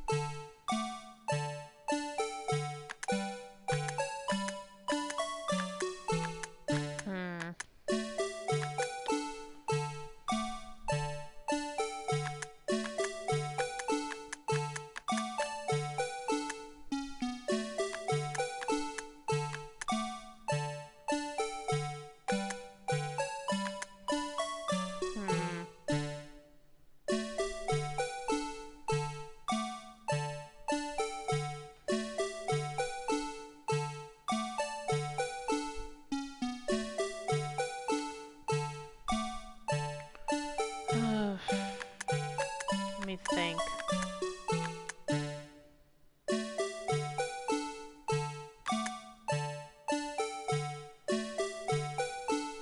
Okay, that was when his hand got sliced. I just now noticed that. I know that's not important to this particular moment, but just pointing out a fact.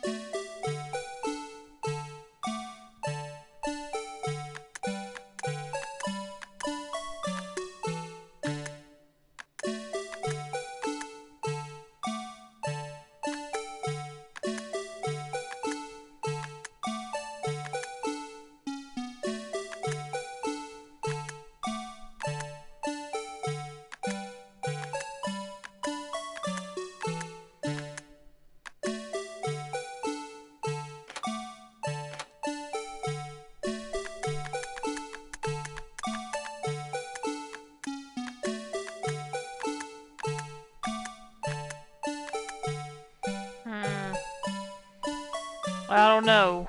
You think, let me just watch the whole video again.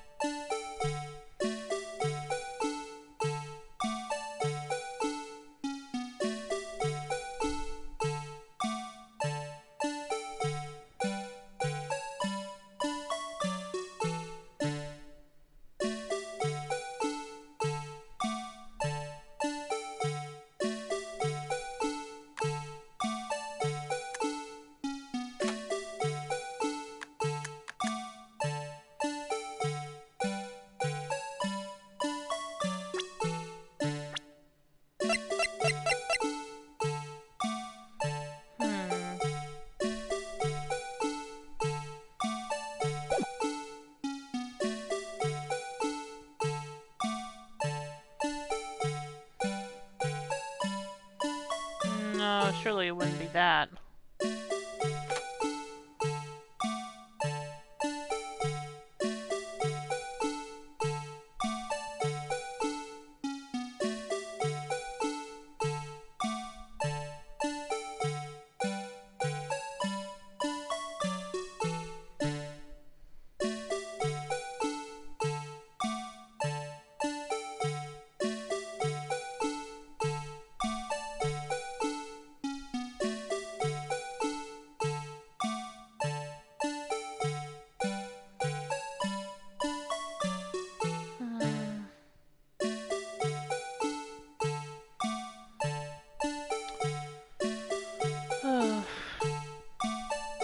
Well, at least tell me if it actually is in the video. So I'll know if I'm wasting my time or not. With this.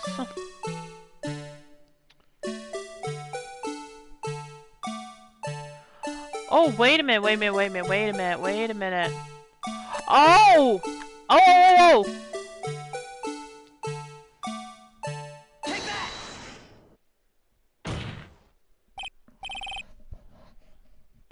There! How's that for evidence? Please allow me to apologize to my colleague, Your Honor. He gets carried away sometimes. Yes, well, this certainly isn't a first. Will you forgive him too, Officer Marshall? He's not a bad man, just a bit disillusioned. Of course. I'm not one to gun down unarmed boys. Oh, great. Now Edgeworth is defending me. Guess that means I missed the mark. Are you kidding me? No, come on. That's... fine. Come on. Okay, what? Let me read through this again. One of them just happened to be in the same place as the bloodstained handprint. The murder touched the locker. The murderer touched the locker room. Was by chance. Wasn't. Maybe I did the wrong part of the video.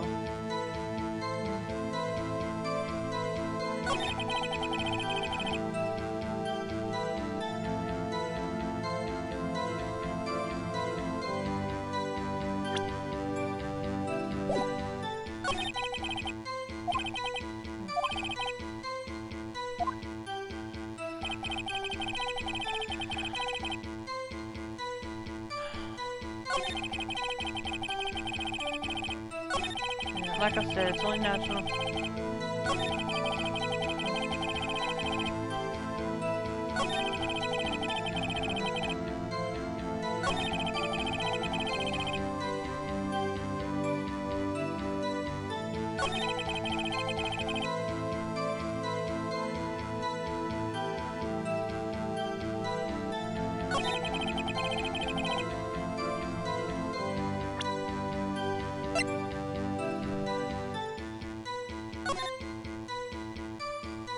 Joe Dark, criminal, serial murderer since death.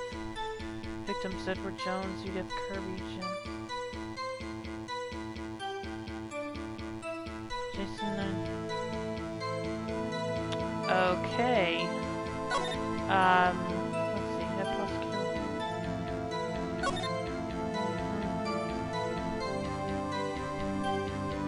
Investigators check.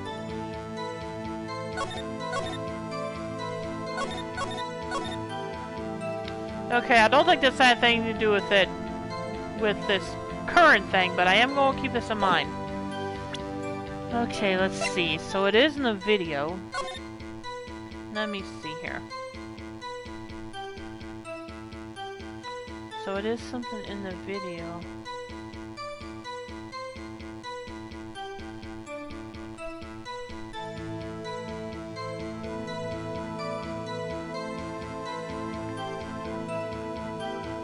Okay. Let me check something.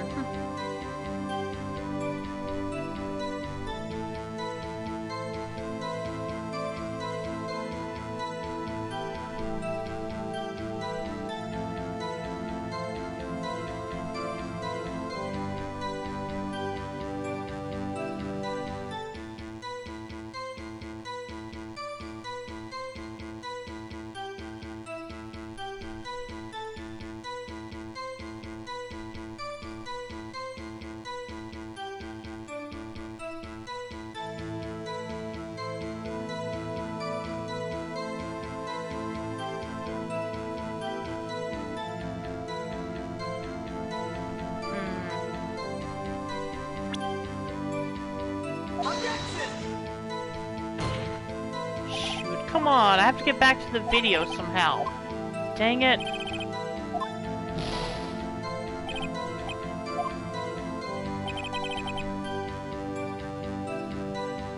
Oh, right, I think I had to press him about it.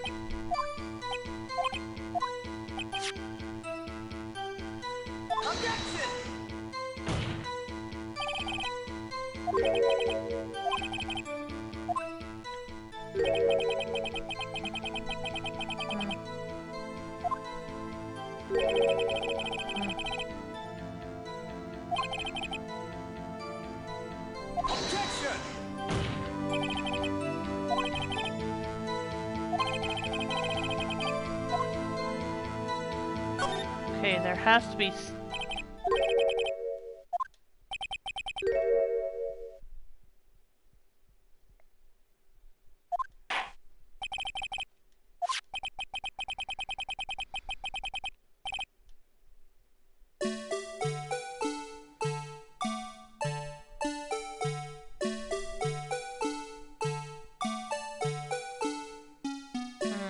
I think I know what to do now. I think I know where I messed up before.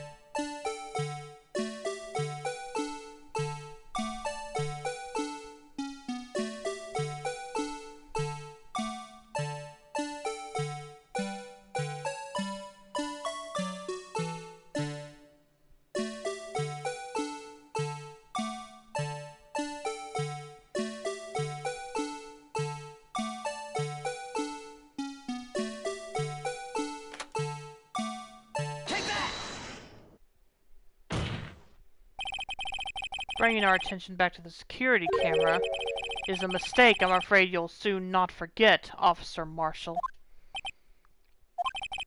The days are short in Texas, and so are our tempers. Could you sum up what you have to say in 8 words or less? Very well. You can clearly be seen in this video! Exactly 8 words. Not bad, partner. The key lies in a certain locker shown in the video.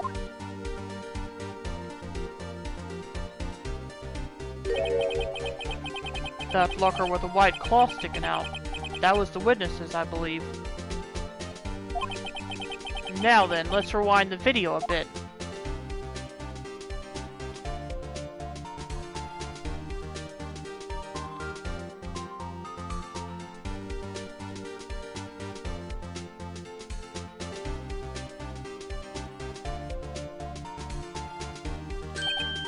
Oh! The white cloth! It's gone! What's the meaning of this, Officer Marshall? When the crime took place, the white cloth wasn't there. Then it suddenly appeared. There's only one explanation. Officer Marshall, you were in the evidence room at the time of the crime. What's more, you opened your locker when the camera was turned away. Order! Order! It would seem that's the only hold your horses. Sorry, partner, but you got the wrong man. So what if my locker was open? That doesn't mean I'm the one who opened it. The murderer needed to hide something, so he opened the locker and stuck it in. It's not my fault he happened to choose mine. Yeah, you're forgetting one little detail there. Partner. Why is everyone staring at me like I'm a wanted man? This guy isn't just plain dumb. He really doesn't know. I hate to rain on your parade, but you're the only person who can open that particular locker. Oh yeah? I'll call you bluff. You say I'll open that locker? Now prove it!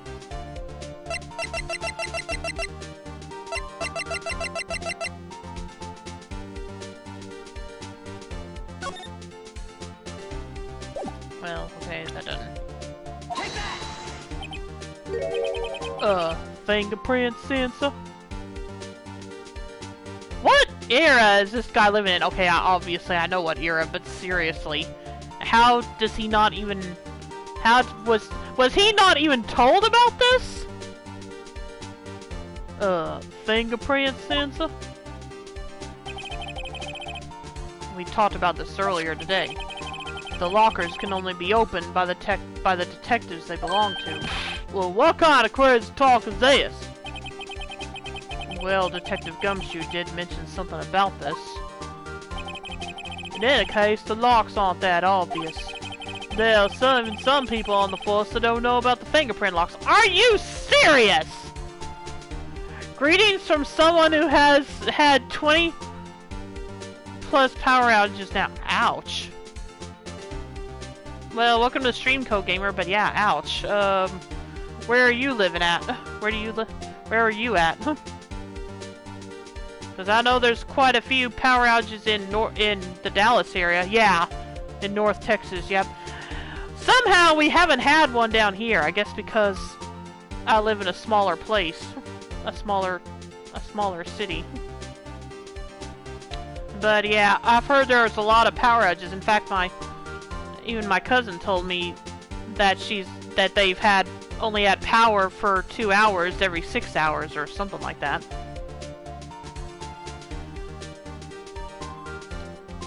There are even some people on the force that don't know about the fingerprint locks. Why would they not tell them about this?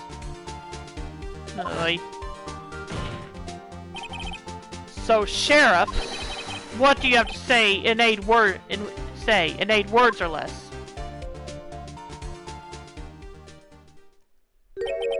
I only got 1 word for you, partner. No!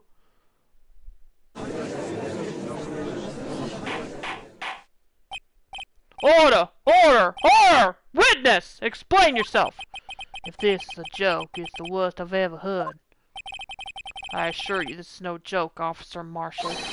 Now then, please tell us what you were doing in the evidence room at the time of the crime. Ole! Really, Judge? Please answer the question. What is he now, a bullfighter? Oh, that's alright, Officer Marshall. I believe we can figure the rest out from here. We can? Okay, fine. He can. Let's have a look at these floor plans. There is no place for someone to hide in the evidence room. Yet Officer Meekins didn't see Officer Marshall. If that's so, then where was the witness? It seems Mr. Wright has an answer. That's right, the only possible conclusion. Well then, let's hear it. Where was Officer Marshall at the time of the crime?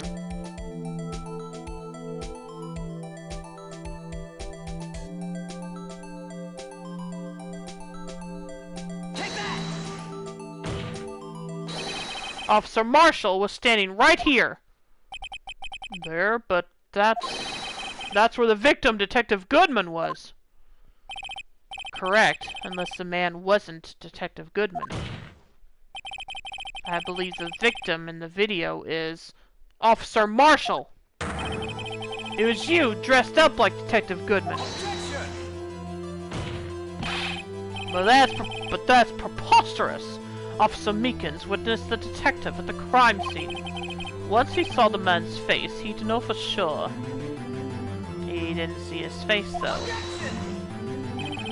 May I point out, though, that Officer Meekins did not know Detective Goodman. He also testified about the man's reaction when confronted. When I entered the evidence room, I asked him to show his card, sir! Yes, and how did Detective Goodman respond? He said to pull a knife on me! Something about the officer's story puzzled me. If the man had his ID card, why didn't he just show it? Yes, he would have needed it to enter the evidence room, so he must have been carrying it. The answer is simple. He couldn't show it. As you can see, Detective Goodman's picture is on his ID card. Oh, I get it. If he showed that, his cover would have been blown. Officer Meekins would have realized the man wasn't Detective Goodman. Do you have anything to say to this, Officer Marshall? You got quite an imagination, partner. We got a term for that. It's called circumstantial evidence. Circumstantial evidence? Still denying it. You're going to do better than that to break a detective. Unless you have hard evidence to prove I dressed up as the victim. I can't say I particularly care for your uncooperative disposition. I can't say I care for your beard, but you don't see me complaining.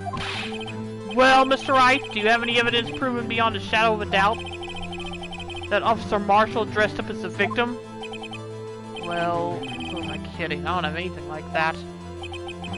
I can see the fear in your eyes, partner. Seems you're the one who couldn't take the death hate. Ugh, this can't be happening. It's so obvious he's the one. What can I do?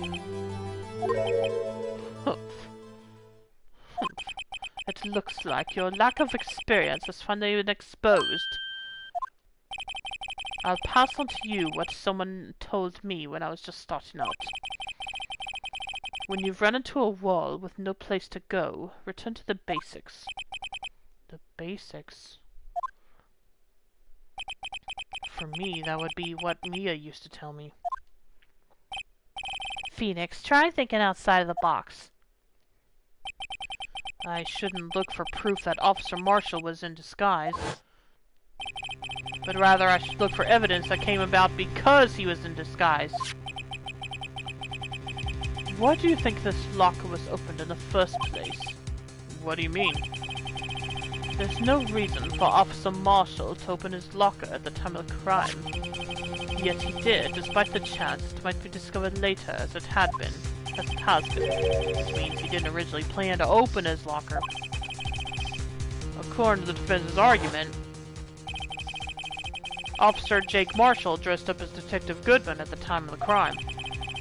Then, after the crime was committed, he opened his own locker for some unknown reason. The fact that a white cloth is sticking out of the locker seems to indicate that he opened it in order to put the cloth inside. So, just what exactly is this piece of cloth? Perhaps the video is the key to all our unanswered questions. I don't have any evidence, so this video is my only shot. Very well, let's take yet another look at the security tape. After committing the crime, the witness opened the locker to put away the white cloth. Please show us why the witness had to open his locker.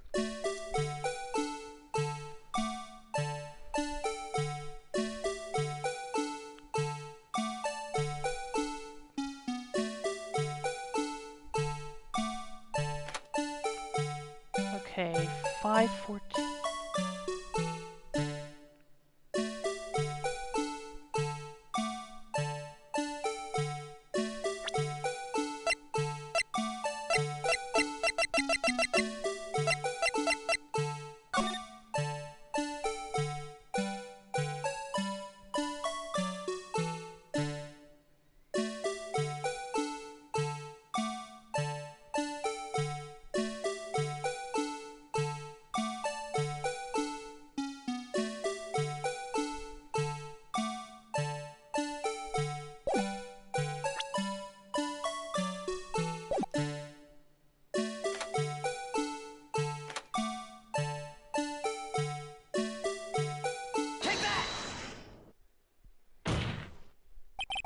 Well, what do you have to say to that? Alright, partner. You really want to know the reason I had to open my locker? Why? So I could stuff you in there. Huh? I'm sure the world would be a better place with you sitting off to the boneyard. Unfortunately, unsolved cases can't be stored in the evidence room. Now I'm an unsolved case. Something went wrong in that evidence room. That's why Marshall had to open. Oh! Didn't expect to. Oh, okay. I think I know what I did wrong.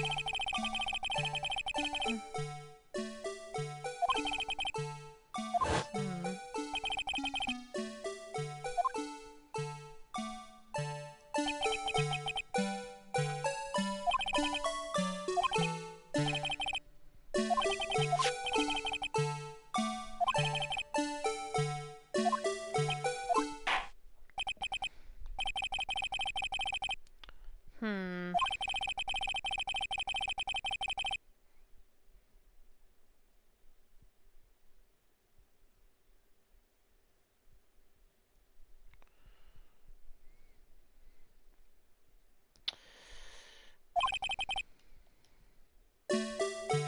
Oh boy.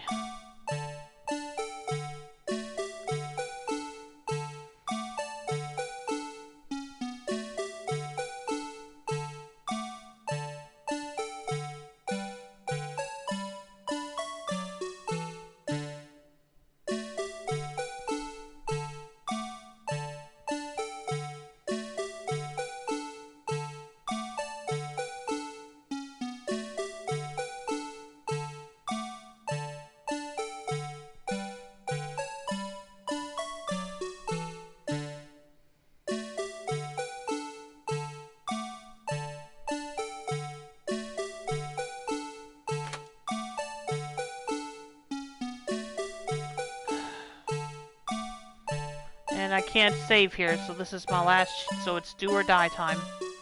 Take that! For some reason, you disguised yourself as Detective Goodman and entered the evidence room, though I don't know to what end. Yet. However, something unexpected happened. Officer Meekins barged in on you. When asked to show your ID card, you pulled a knife on him. However, Officer Meekins panicked, and the white coat you were wearing was soiled with blood. A bloody white coat.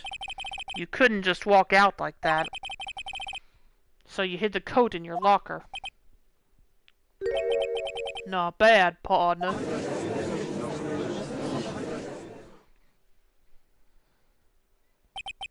Now then, Officer Marshall. Are you ready to tell us the truth? Looks like I underestimated y'all. I hope you're happy now, Mr. Edgeworth.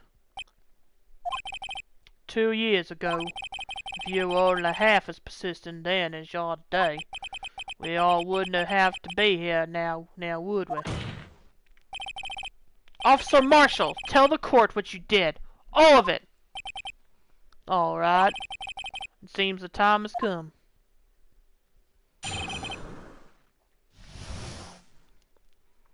Yeah, the question is, what's he confessing to? I had to do it that day. I couldn't just stand by and let it die. I stole the detective's ID and dressed like him. I planned to take out the evidence. I wasn't expecting Officer Meekins. I knocked him out and managed to escape. I knew which areas wouldn't be caught on the camera. There wasn't any murder in the evidence room at 5:15. So the supposed victim was really you. But there's one thing I still don't understand. Traces of a large quantity of blood were found on the floor of the evidence room. If no one was murdered, then how could that be? Officer Meekins managed to cut his own hand. My guess is he's the donor. There's way too much blood for such a small donation. Cross-examination. Hold it! When you say it, you mean... Do you even have to ask, partner? The SL9 incident. 2 years have passed since that case was closed. It was going to complete the end with the transfer that day. Not if I have anything to do with it. That incident's not over. What did you hope to accomplish by sneaking in the evidence room? When a case is closed, only that case's lead detective can look through the evidence. I wanted to have a look at it myself one more time.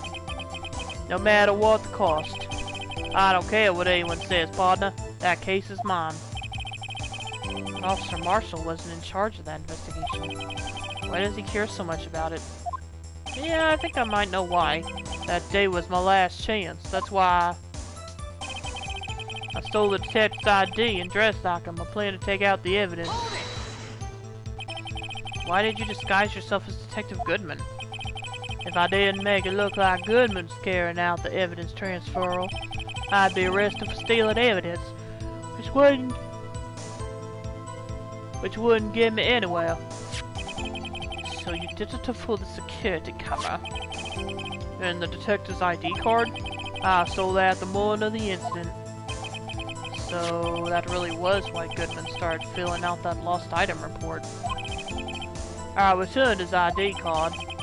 I left it on the floor in the prosecutor's office parking lot. The ID card I found was left there by Officer Marshall. So essentially, you managed to succeed despite your lack of foresight. What do you mean, partner? I mean, the fingerprint-activated lock, of course. No matter how well you disguise yourself, you can't change your fingerprints. Under normal circumstances, you wouldn't have been able to open that locker yourself. But he could because a rubber glove just happened to get stuck in the door. That means Detective Goodman must have opened the locker before Officer Marshall. I wasn't expecting Officer Meekins. I knocked him out. You pulled a knife on Officer Meekins and tried to drive him off? Let's just say I was a little surprised. I only planned on being in the evidence room for no more than 5 minutes. I didn't think anyone would actually come in during that short time. So, how you doing tonight, co-gamer, if you're still there? Officer Meekins certainly is a 1 in a million type of person. Mistaking a detective for an intruder and demand to be shown his ID. I'll have to think a little more about his raise this year. When did Edgeworth get so much influence? Anyway, he threw himself at me and I ended up cutting him slightly. I'm sorry it had to turn out that way, with me knocking him out and everything. By the way, what happened to your knife? Oh, you mean this one? I don't know what to say. So you knocked Officer Meekins out and...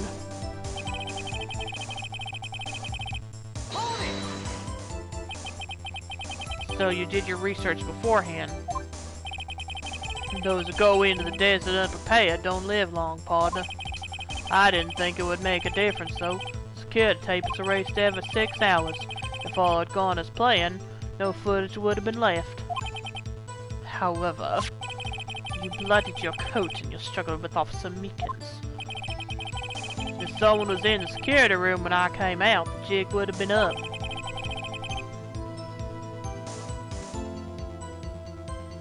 I opened my locker and stashed it in there. What was Officer Meekins doing during that time? What else? He was sleeping like a baby. So what you're saying is, on that day...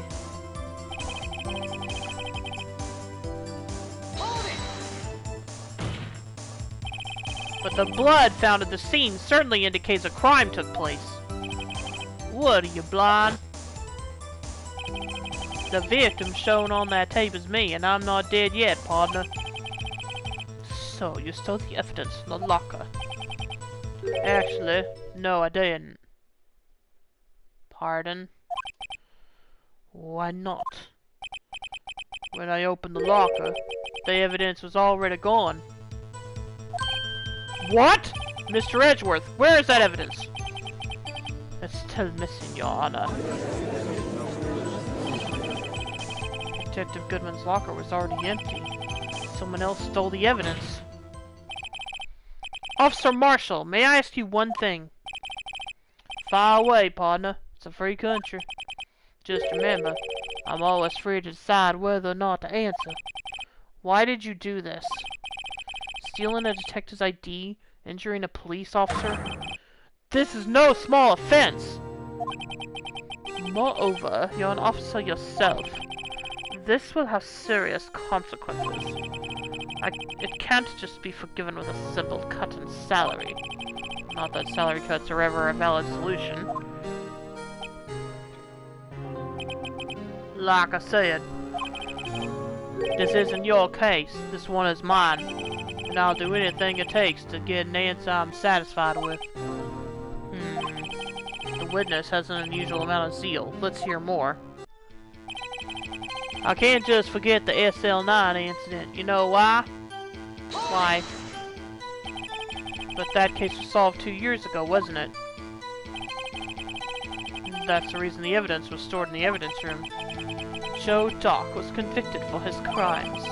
One thing I can say for sure is he deserved his sentence. I remember the Joe Dock case. It involved serial murders, didn't it? I don't intend to complain about how it turned out, but there's something that still bothers me. Something went down at that trial. Something no one will talk about. What happened? I don't know. That's what I'm trying to find out. Why is he so concerned with that incident? Maybe I should present him with what I think his real reason is. I had a feeling we'd wind up here sooner or later. Everyone involved here is related in some way to that case. I'd better take another look at the files.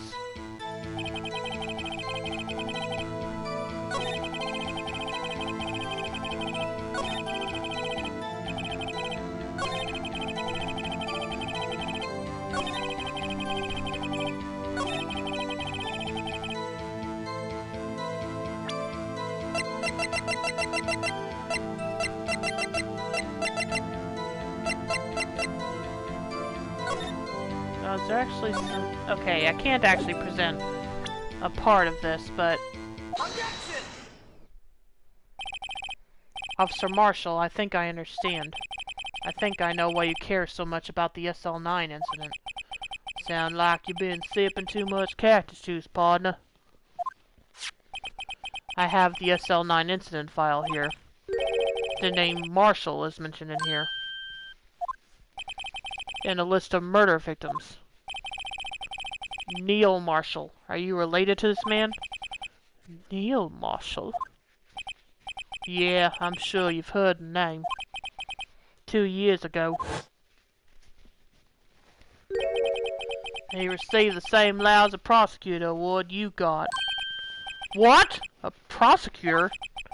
He must be talking about the King of Prosecutors Award. Now I remember. Prosecutor Neil Marshall. He handled the SL9 case before I did. That's right. He was killed. And the case fell into your hands. But what's his relation to you? He was my brother.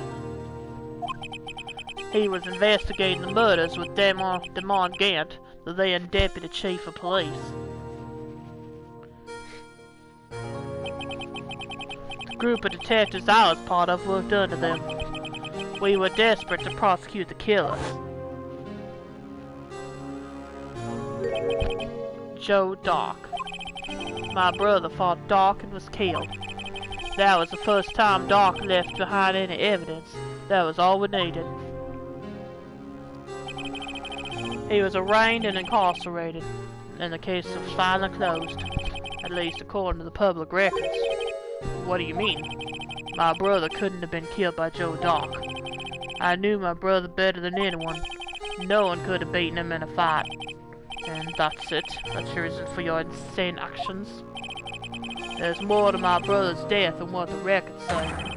No matter how much you try to hide it, you can't fool me. Well, at least one thing's for certain. Now we know what happened at the police department on the day of the crime. That was the last day the SL9 case could be reopened. Not satisfied with its resolution, Officer Marshall planned to steal the evidence. Disguising himself as Detective Goodman, he entered the evidence room.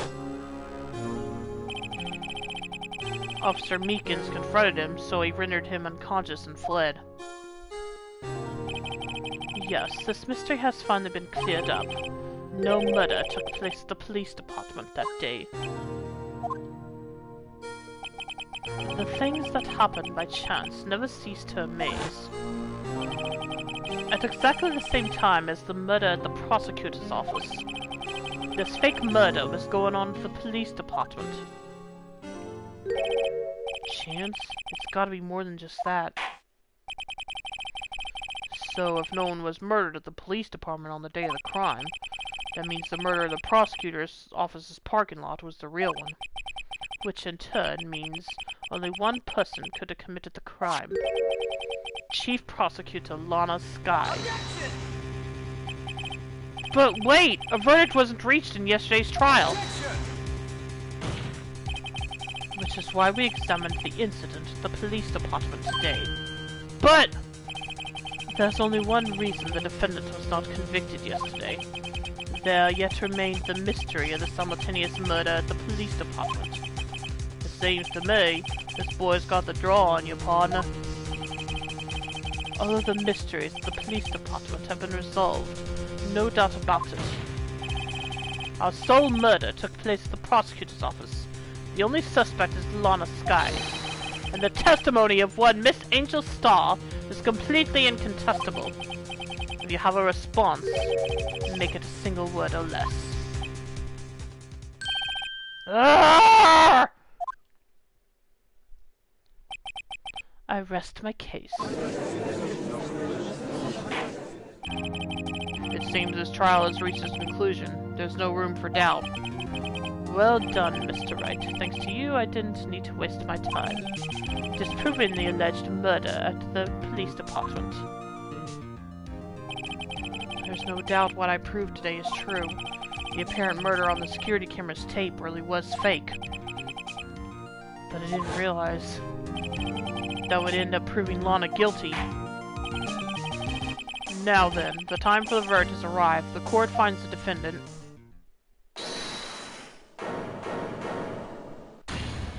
Oh, hello. Your Honor, wait! Emma! The defense has an objection. A scientific objection. Right? What do you mean, right? Mr. Wright, are you this girl's guardian? Your Honor? Oh, in a sense. Please, Your Honor. All I'm asking is for a moment of your time. Please hear me out. Mr. Edgeworth, please. I don't want to leave any loose ends. You want a minute? I'll give you 3. Well, that was nice of him. I was kind of in shock. I mean, finding out the SL9 incident referred to the Joe Dark killings. Now that she mentions it, the names of both Skye sisters were in that file. But that's when I figured it out. I mean, what Officer Marshall was trying to do that day. So I knew his fingerprint had nothing to do with the crime. That left only one thing. The other handprint. You mean the traces of blood found on Detective Gumshoe's locker? But no fingerprints were found on it, right? No, but I figured if I examined it scientifically, I'd be sure to find a clue. So I ran over there and looked at it again. So, did you find something? No. Huh? Sorry, I guess I'm not much of a scientific investigator after all.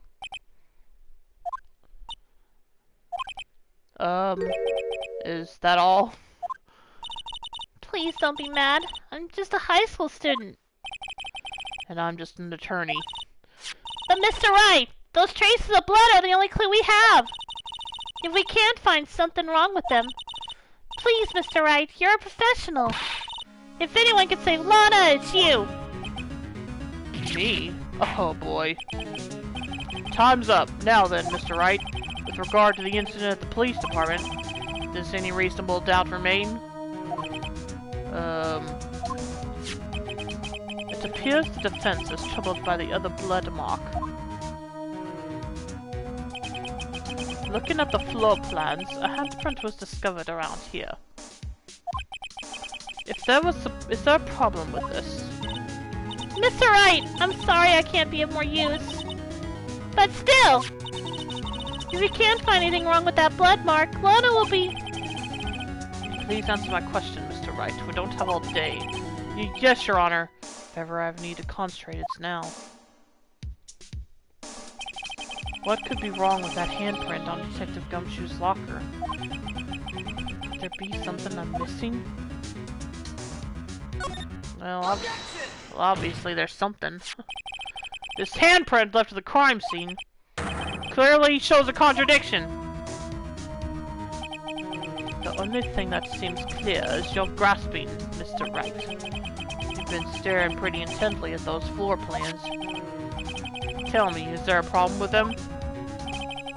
Yes, this is strange. Take a good look at these floor plans. Something is missing. Missing? You mean something hasn't been drawn on there? Yes, something that, when drawn, will completely change the meaning of the blood mark. Let us pray the defense isn't simply trying to buy time. Very well, Mr. Wright. With all this evidence here, there's gotta be something I can use. The question is, which item can prove something and is missing the floor plans?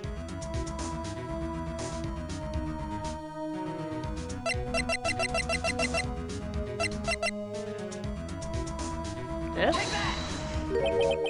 As I say back west, even a blind man can hit with buckshot. That is, as long as it's facing the general direction. It seems Mr. Wright's not sure which direction to face. It's no use. The more evidence there is, the greater the chance of me being wrong. Just calm down, Mr. Wright. Try and remember what the evidence room was like on the day of the crime. What is it that bothers me about this blood mark? Please allow me another chance, Your Honor. I'll prove it this time. Let us pray that... Okay.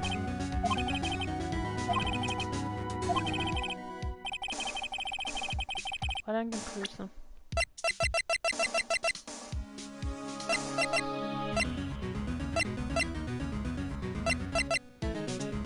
What I...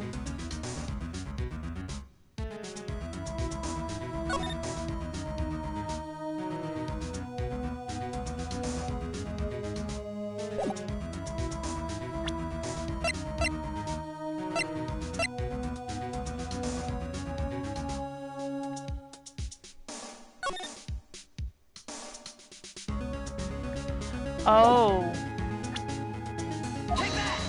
You mean this? Oh, nope. Okay, nope. Come on.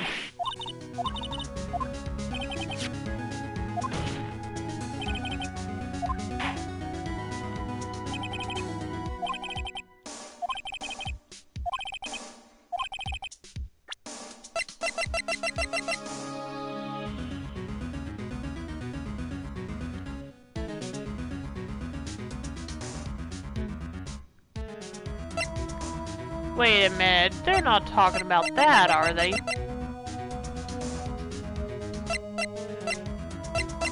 Oh wait, no. Okay, no. Okay, no, it's not that either. Come on. Okay, let's go back to what I was thinking just a moment ago.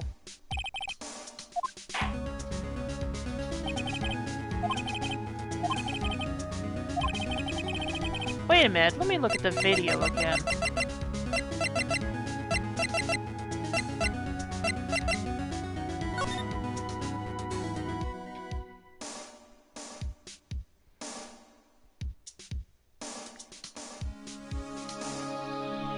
Okay, hang on, let me look at the map first. Yeah, okay.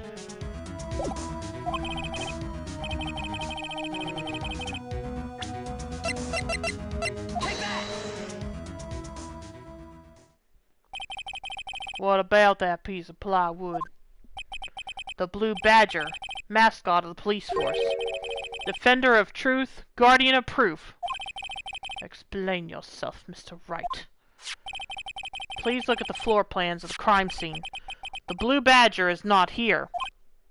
So what happens when we put him in? This is where he was dancing at the time of the crime. Well, what? Ah!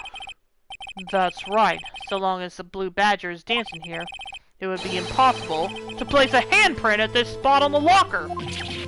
What? What?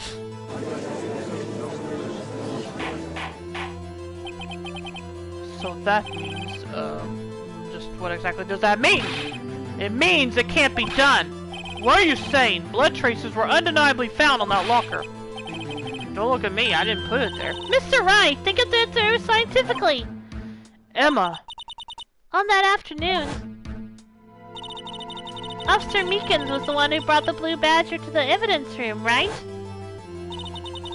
After he put it down, it would be impossible to leave a handprint on that locker. So that must mean this blood mark was left there before the blue badger was brought in. Just one moment, I will not allow such far-fetched balderdash in my courtroom. It may sound far-fetched, Your Honor, but it's the only possible explanation. On February 21st, in the police department's evidence room, blood was spilled not once, but twice. But how? One time was captured on this tape, taken by the security camera. Officer Meekins cut his hand, from which a trivial amount of blood fell. The problem is, the other time.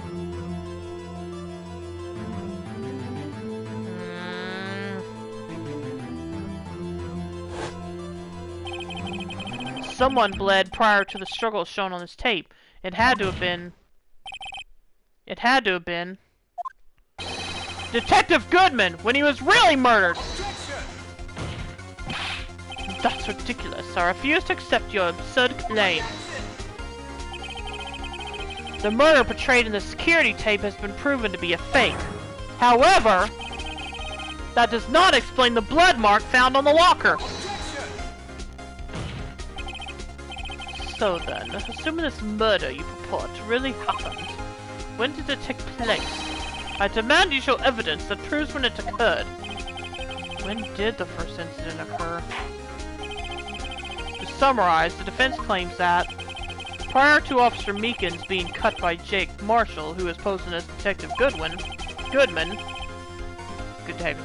just went Yu-Gi-Oh! 5Ds there. Anyway, another incident took place in that evidence room. That's right, the blood mark on the locker proves this. Very well, then tell us. When did this first incident occur? As Mr. Edgeworth said, proof must be presented. Proof that shows when the murder took place. There's only one piece of evidence that can show that. Now then, will the defense please present its evidence? What shows when the first crime took place? Dang it, they're not gonna let me save. Well, I think I know what it is. So let me look at that.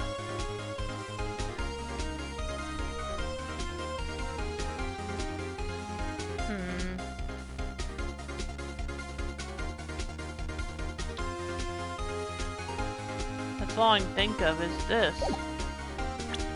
So here goes nothing. To enter it, in order to do so, an ID card would have been required. An ID card? Oh!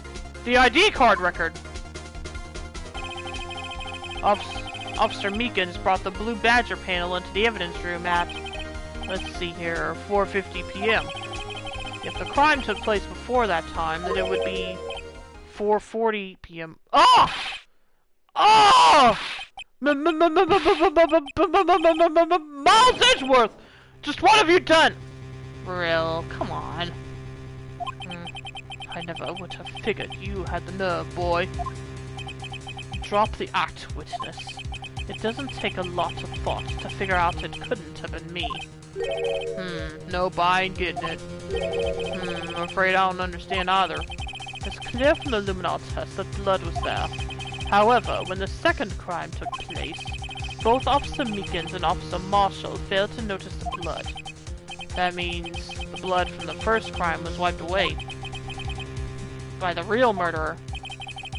It would have been... I would have had just 10 minutes to murder the victim, carry his body away, and clean up the blood. Unfortunately, that's physically impossible. That would mean the crime must have taken place before Mr. Edgeworth entered the evidence room. Yeah, so who the heck is it? Because we never found out whose ID that number that is. Let's look at the chart again. There's only one other card number remaining. 7777777. Talk about a lucky number. But wait! That doesn't make sense. How could Detective Goodman have entered the evidence room? What? Since there's no record of his card being used beforehand, he must have entered along with the real murderer. That's the only plausible explanation. He went in with 7777777. Mr. Edgeworth, please look into this ASAP. Find out whose ID number is 7777777. That's one 7 too many, y'all. That's one 7 too many, Your Honor. Unfortunately, I'm unable to look up the owner of that ID card, at least at present. What? Explain yourself, son. The ID number 7777777. All seven sevens belongs to someone with a rank of captain or higher. Someone who is so-called executive officer. We don't have the authority to inquire into such a person's identity. Objection! But that's ridiculous! Just how— I'm not finished talking, Mr. Wright. There is one situation in which we can be granted such authority. If an official charge filed against an executive is accepted. An official charge? You're all alike, aren't you? With your cover-ups and your forgeries. That's how the prosecutor office operates. Except Phoenix is a defense attorney. I take pride in my work, Officer Marshall. I would appreciate it if you would keep your slander to yourself. Slander, is it? Okay. Let me ask a question. Yes. No, not to you. To her, the defendant's... No, not to you. To her, the defendant sitting over there. Your little executive. Lana? Don't be stupid. She's been charged with murder. Of course we've looked up her ID number, and it's not 7 sevens. Don't play me for a fool, partner. That's not what I want to ask. All I want to know is one thing about that incident. The SL9 incident? Answer me this, Chief Prosecutor. In that trial 2 years ago, did you really only use legitimate evidence?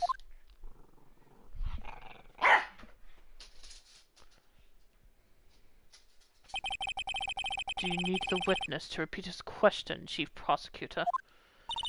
I heard him fine, Mr. Edgeworth. 2 years ago, I was in charge of the prosecution for that trial. At the time, we felt the powerlessness of the law. At least, I did. Oh, Lana! I became a prosecutor in order to suppress crime with the law. But before I realized it, we were the ones being suppressed by the law. Defendant! Just what are you saying? I'll ask you again, Chief Prosecutor. During that trial 2 years ago, did you really present all the evidence in court? Can you look me, an investigator in that crime, in the eye and say that you did? Chief Prosecutor, you didn't! I don't have to, Officer Marshall. Why won't you answer him? Drastic crimes require drastic measures. That's just the way it is. We did what we had to, in order for him to get the verdict he deserved. But Lana! Even if it involved forging evidence.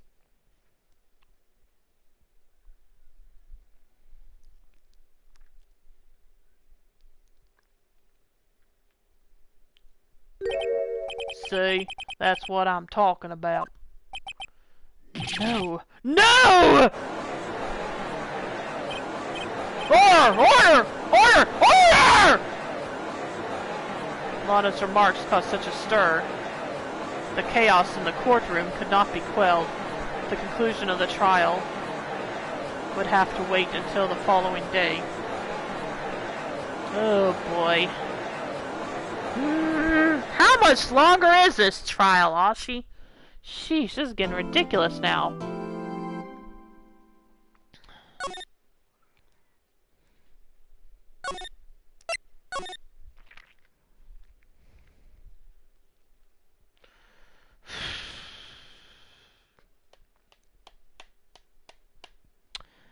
Fine.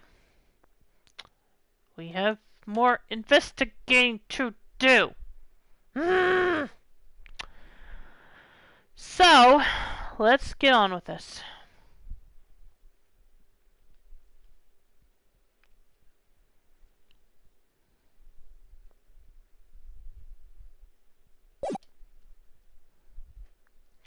Future games cap the trial and investigation phases at 2 each. Well, that's good to know. But seriously, how long is this one? February 24th, 3:12 p.m., Wright and Company Law Offices. I'm so sorry, Mr. Wright. I'm sorry for what my sister said. Drastic crimes require drastic measures. That's just the way it is. We did what we had to, in order for him to get the verdict he deserved. Yeah, can we get more explanation on that? I didn't know. I never knew that the SL9 incident was just another name for the Joe Dark killings. Sounds like everyone's heard about these killings but me. Lana wanted Dark convicted so badly. That's why she used me. That's why she used what happened to me. What? What happened to you? What do you mean, what happened to you? It's all there in the file. Joe Dark's last victim was Prosecutor Neil Marshall. When he murdered Officer Marshall's brother, he left behind an incriminating piece of evidence. But what did you have to do with those killings, Emma? On the night Prosecutor Neil Marshall was murdered, Joe Dark tried to kill me. What? He tried to kill you? Officer Marshall's brother, Neil, was only trying to save me.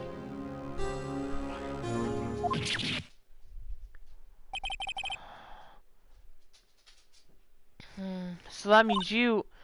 Yes, I was a witness in the Joe Dark trial. I didn't see that one coming. I helped them cover it up, scientifically speaking. Or rather, Lana didn't let her talk. Didn't let her take the witness stand.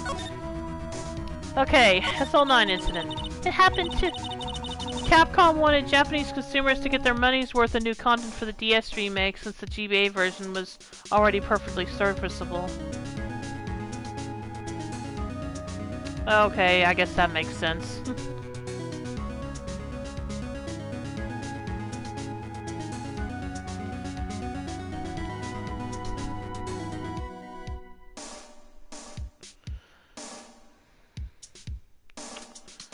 It happened 2 years ago. It was right about this time of the year, too. There was a terrible thunderstorm that day, unusual for the season.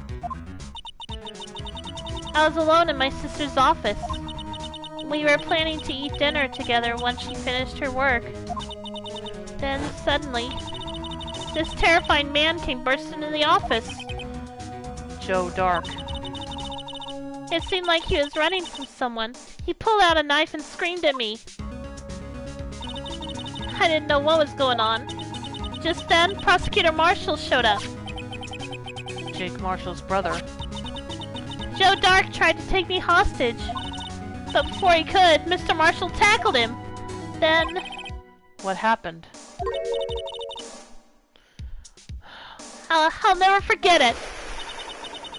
Lightning struck and the lights went out. Suddenly, a bolt of lightning flashed outside the window, lighting up the office for an instant. What I saw then burned a permanent picture in my mind. I can still see it now.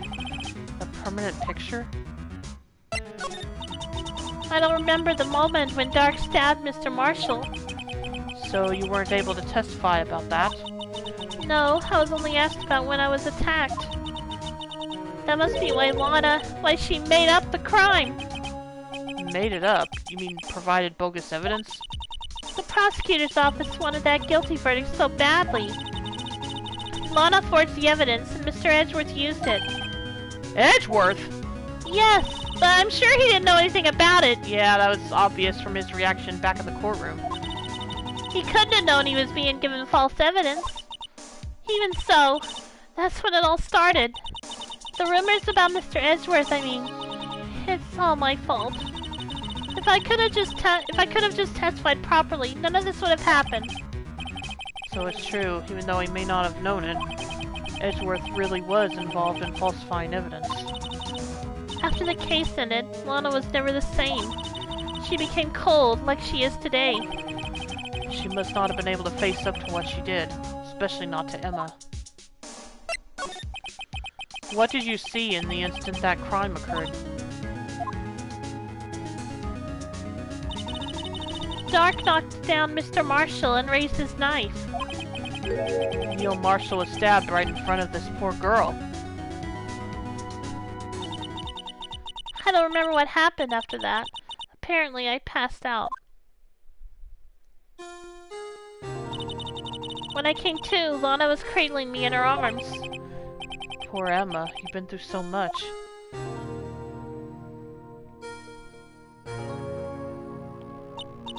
I couldn't bring myself to testify about that instant. I tried. The words just wouldn't come out. I drew a picture, but it wasn't any good. 2 years ago, you must have been 14. That's understandable.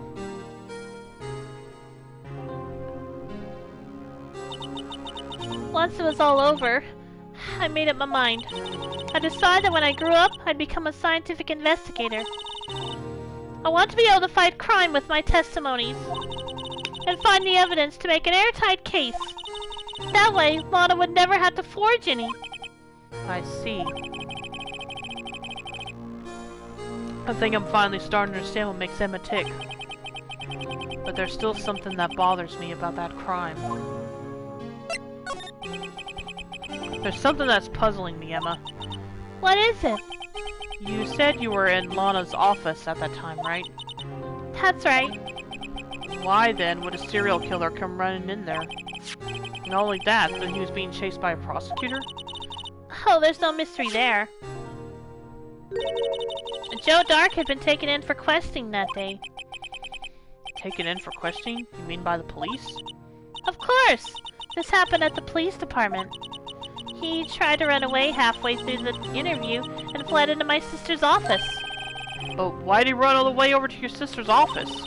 Because the detective offices in the questioning room are right across from the elevator. Across from the elevator? But Lana was the chief prosecutor, wasn't she? No, silly! Didn't I tell you? 2 years ago, Lana was a detective. She was the best in the entire force. What? That's news to me. After the Joe Dark case, she was transferred to the prosecutor's office and made chief prosecutor. Lana used to be a detective? I better have another talk with her. Well, I guess that means we go, well, to the detention center. February 24th, detention center, visitor's room. Lana! Mr. Wright, it seems I keep causing you trouble. Falsifying evidence. I didn't think you were the type. Criminals don't mind playing foul. Why should we? But Lana, if you're wrong, an innocent person might be found guilty. Believe me, I understand the risks. Lana, Emma told me about you. Oh? About how you were a detective 2 years ago, and how the SL9 incident was the reason for your transfer to the prosecutor's office. That's right. Could you fill me in on the details, especially about that unusual change of jobs? I suppose you have a right to know, Mr. Wright. A lot of revelations were uncovered at the trial today, not the least of which was the fact that this case is largely connected to another one 2 years ago. Evidence from that case was stolen as well, though I expected as much. I know how obsessive Officer Marshall can be. That trial really wasn't fair, was it? I believed in you, Lana. I believed that no matter what happened, you'd always stick to the truth. It couldn't be helped, Emma. At that trial 2 years ago, I sold my soul. Well, all drama aside, the fact of the matter is, at 5:15 there was no murder at the police department. Tell me it's not true, Lana. What the witness, Miss Starr, said about you stabbing Mr. Goodman with a knife. Lana, I don't understand. Why won't you tell us? Emma, this doesn't involve just me. I don't think I've ever seen Lana look so fazed before. It's true. I was a member of the police force 2 years ago. She was amazing! They still talk about all the cases she and Chief Gaunt cracked together. Chief Gaunt? He was the deputy chief of police back then, but he still worked the crime scenes. Damon Gaunt. He was everything I aspired to be. They were the best team ever! They solved crimes before the reports could even be filed! Emma really idolizes her big sister. But now you're chief prosecutor. What happened? I always planned on becoming a prosecutor. The reason I became a detective was to gain experience investigating crime scenes, so you could use that experience in court, right? Gant's help in the SL9 case was crucial to its resolution. After that, he became chief of police and arranged my transfer to the prosecutor's office. Maybe I should ask more about this investigation of theirs 2 years ago. 2 years ago, I was second in command of the detectives investigating Dark. Second in command? That means the investigation lead was Damon Gant, right? Yes. Deputy Chief Gant and I shared the same office, and the same investigations. They even had the same office. We led a team of the best detectives on the force. Detective Goodman, whose case it was, Jake Marshall, and Angel Starr. It was the first time Marshall worked with his brother. He was quite gung-ho. Without a doubt, Joe Dark was the serial killer. We asked him to come in for questioning. We were desperate for evidence. That was when his final murder took place. When he tried to murder Emma. Prosecutor Marshall was trying to save me from Dark. You see, the first person who happened upon the scene of the crime was me. Now you tell us. Damon Gant and Neil Marshall were the ones questioning Dark that day. The investigation was in its final stages, and Dark must have suddenly panicked. So he waited until Gant and Marshall let their guards down, then fled the room. From there, he ran straight to the office shared by Deputy Chief Gant and myself. That's where he found me. So you were the first person to run to the scene, Lana? It appears so. I was filing some papers while Gaunt and Marshall were questioning Dark. When I returned to my office, I saw 3 bodies on the floor and smelled blood. 3 bodies? Prosecutor Marshall, the victim, Emma who had passed out, and the suspect, Joe Dark. During the struggle, it seems Mr. Marshall struck a final blow before he died. Joe Dark had incurred a minor concussion and lay unconscious. What did you do? To be honest, I panicked. I picked up Emma, carried her out of the room, and just held her. Can't blame her after all her sister must have gone through. After that, I placed Dark under immediate arrest. Let me get this straight. You were all involved in the SL9 incident? That's right. Quite a coincidence, I don't buy it. Well, what are you saying? There's no way everyone involved in this trial was also involved in that incident. Just by chance. But that case was solved 2 years ago. At least one person went to extremes because they didn't believe it was truly solved. Officer Marshall. Yes, his actions came as a surprise to me as well. Ever since his brother died, he's changed completely. I guess he wasn't convinced with the ruling against Joe Dark. Life doesn't end with the closing of a case. Everyone has to live the rest of their lives with their memories. That case just might not be over yet. Emma was assaulted by Dark at the police department, right? Yes, in the office that Demon Gant and I shared. The office that Mr. Gant now occupies by himself. The Chief's office. Maybe we should have a look at the Chief's office. The site of the final SL9 murder. Okay, let's go do that then.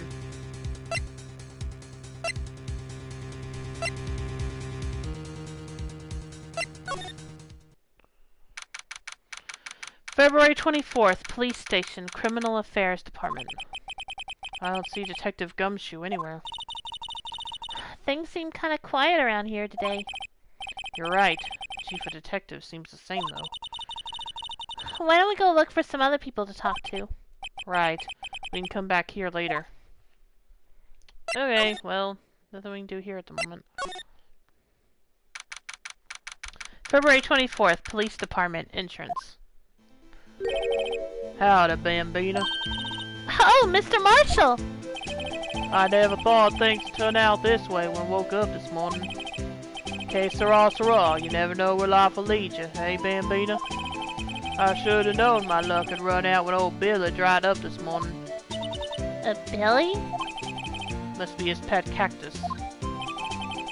Say, where are you headed? Just over to the prosecutor's office for a little interrogation.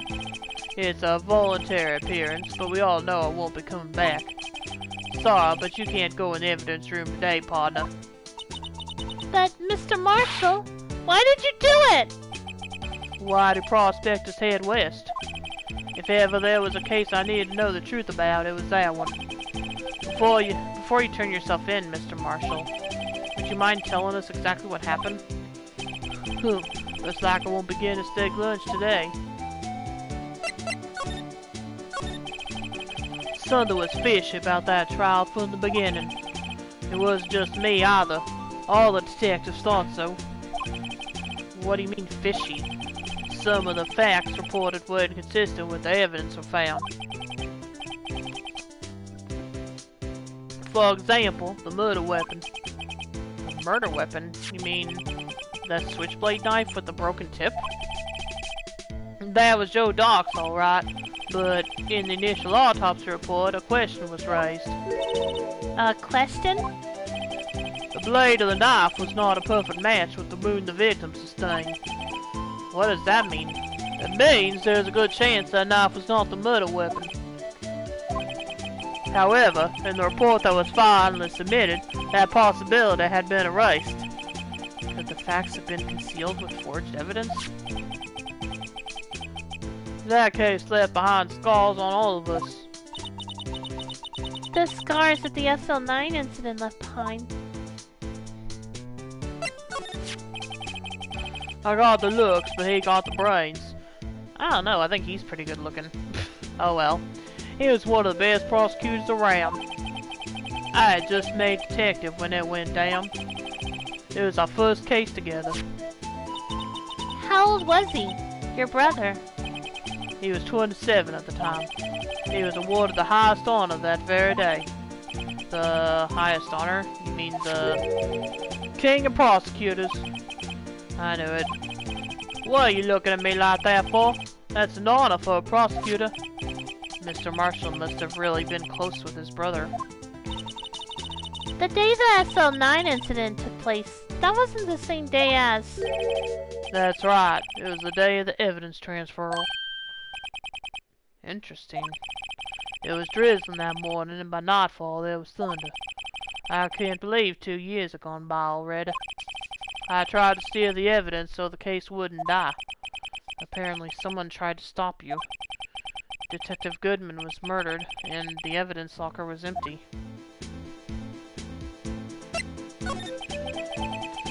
There was something going on behind the scenes in that case. We all knew that later. Every detective involved in that investigation, save one, was taken care of.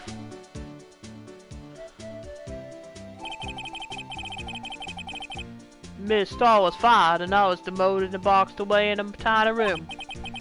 What about Detective Goodman? If they did something to him too, the commissioners would get suspicious. No, they were careful enough not to be too obvious. They? Who are you talking about? Don't get upset, Bambina. I mean Damon Gant and Lorna Sky. The investigation lead, Damon Gant, and his second in command, Lorna Sky. There wasn't a person on the force who hadn't heard of that duo. That case was the biggest step in both of their careers. After the case ended, Lorna transferred to the prosecutor's office, right? Yeah, Damon Gant, the new chief of police, arranged for that to happen. She's never been the same since she left. Huh? Everyone who knew her said so. Chief Prosecutor Sky was totally different when she was a detective. Now that he mentions it, Emma said something like that too.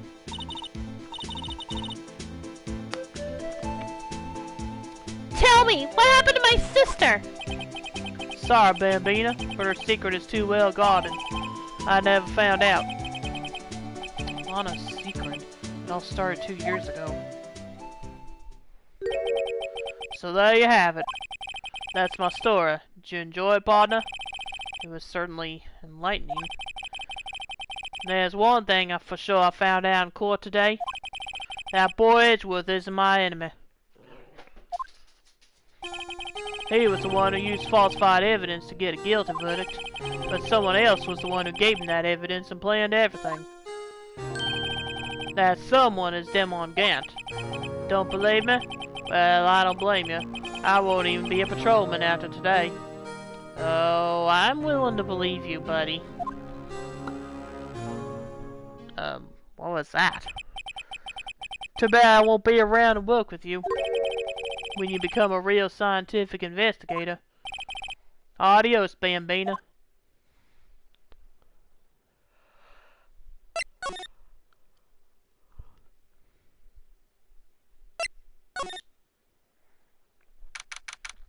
February 24th, Prosecutor's Office, underground parking lot.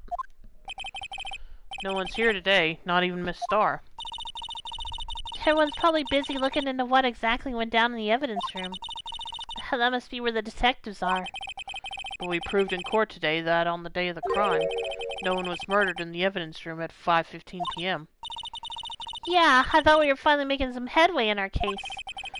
But instead, it looks like we just ended up making Lana look even more guilty. Hang in there, Lana. I've got to find all the answers by tomorrow.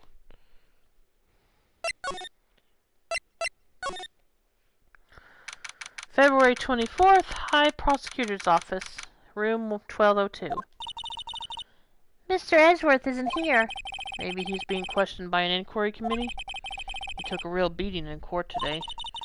Yeah, with Lana admitting to falsifying evidence 2 years ago. I guess we'll just have to come back later.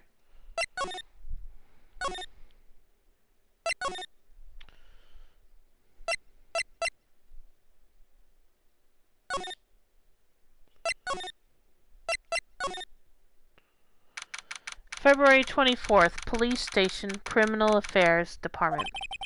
This place is always pretty empty, but today it's deserted. That must mean everyone's busy solving crimes. Oh, if you're looking for the others, they're all in the conference room. Thanks. Wow, he actually talked to us. With the chief prosecutor saying what she did and the decision about what to do about Mr. Edgeworth, not to mention our statement to the media at tomorrow's trial. There's more chaos going on than Thanksgiving and Christmas put together. I think festive is the word usually used for those. Sir, we'd like to have a look around Chief Gant's office. Just use the connecting hallway to the other building and take the elevator to the top floor. Really? You mean it's okay for us to go in there? I mean, we aren't police officers or anything. Hey, you're right! You can't go in there! It's off limits! Now I see where Detective Gumshoe gets his unique charm. Well, what are we waiting for? Let's head to the chief's office. Alright, let's go. Hello!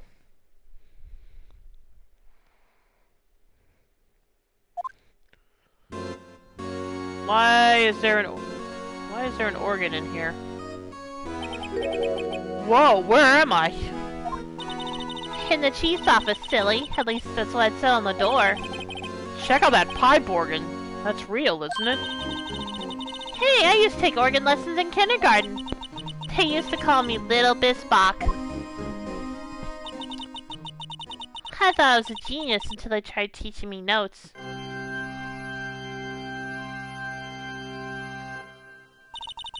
I never could remember where C was.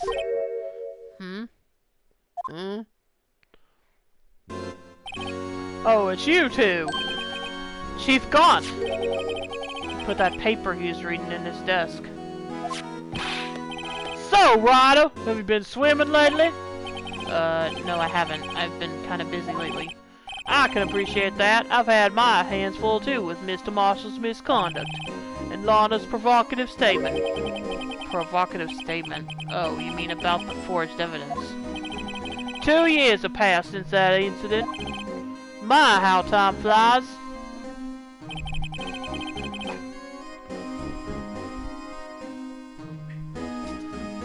See that big picture on the wall over there? Just a minute.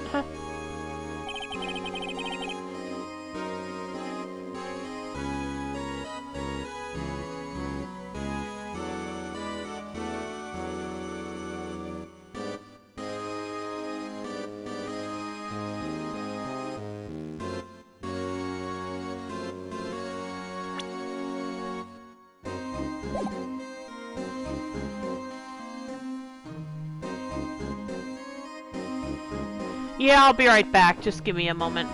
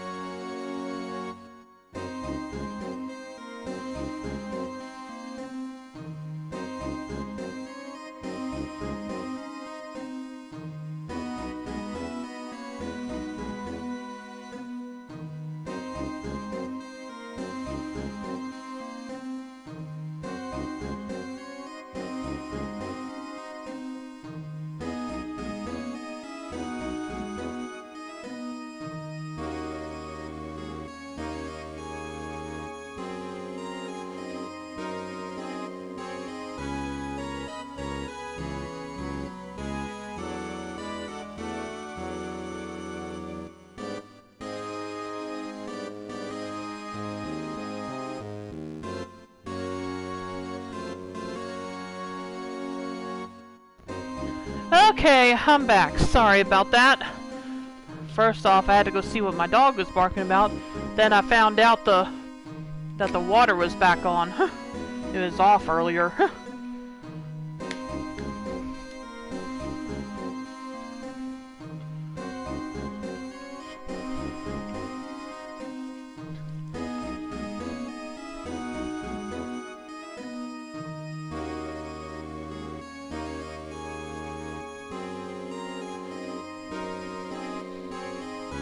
Anyway, let's continue.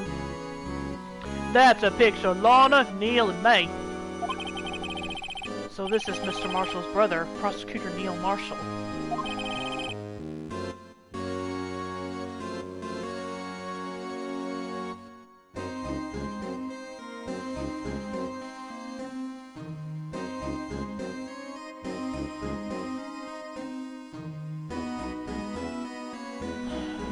We took it to commemorate our work together.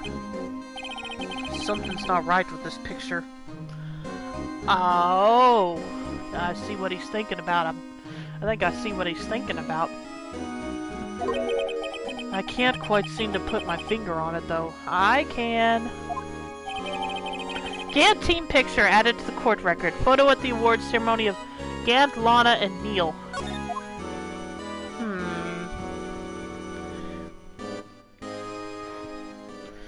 Okay. Anyway, I'd like to reminisce all day, but there are matters that need my attention.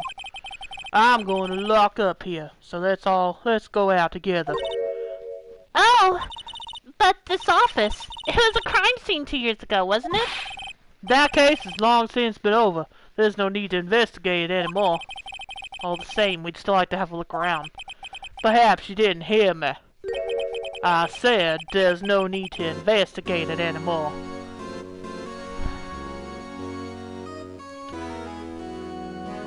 Gant runs on an older computer, so is prone to freezing. You don't say. Now hurry up and get out. I have a meeting to attend. Yeah. Looks like we aren't welcome. It seems that case isn't over with yet after all. What do you mean? Chief Gant denied our request to search the crime scene. That means there must be a reason he doesn't want us looking around in there. You mean like a clue? There's gotta be a way we can get inside the chief's office. Yeah, I don't know what that would be, though.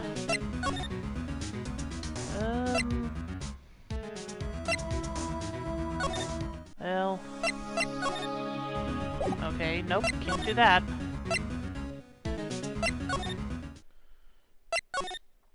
Let's try this again, I guess.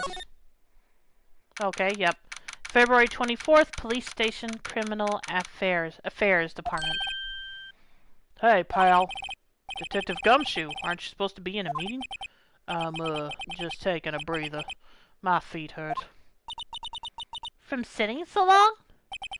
Actually, from serving everyone coffee. Sounds like Detective Gumshoe's still out of the loop. Yeah.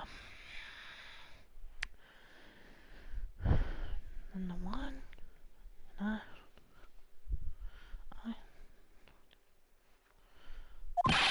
Say, have either of you seen Mr. Edgeworth? No, we have not. Edgeworth? No. Why do you ask? He's under fire from both the police department and the prosecutor's office. It's almost like the battles between you two in court. That sounds serious. Is it because of what my sister said? That's basically what it all boils down to. That falsified evidence 2 years ago. Now Mr. Edgeworth has the whole world after his blood. Yikes.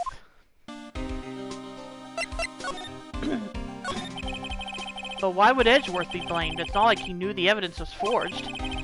Lana Skye is the guilty party here, isn't she?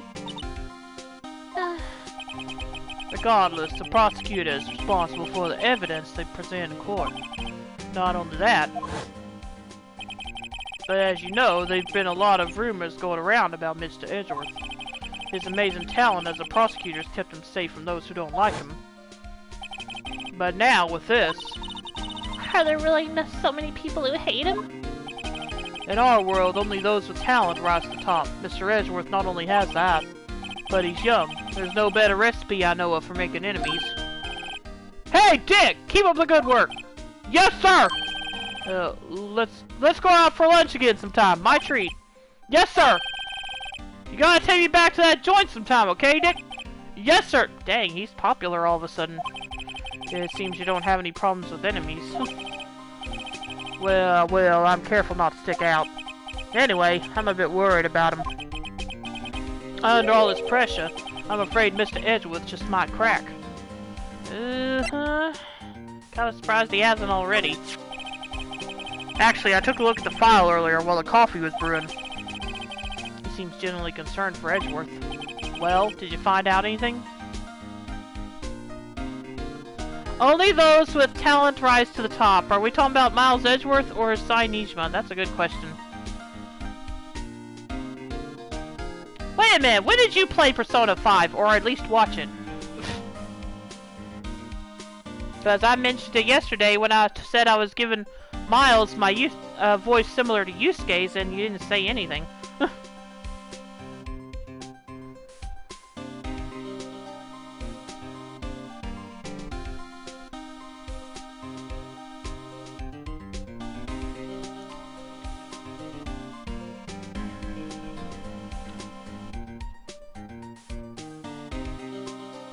I thought that was P4. No, that's Yosuke here. I said...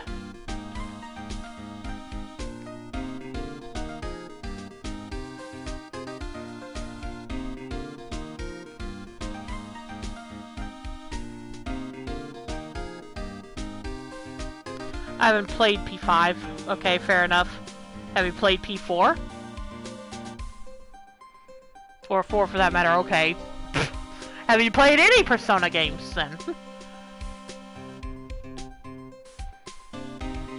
I mean, I downloaded it. Okay, gotcha. Not Persona? Shin Megami Tensei, then?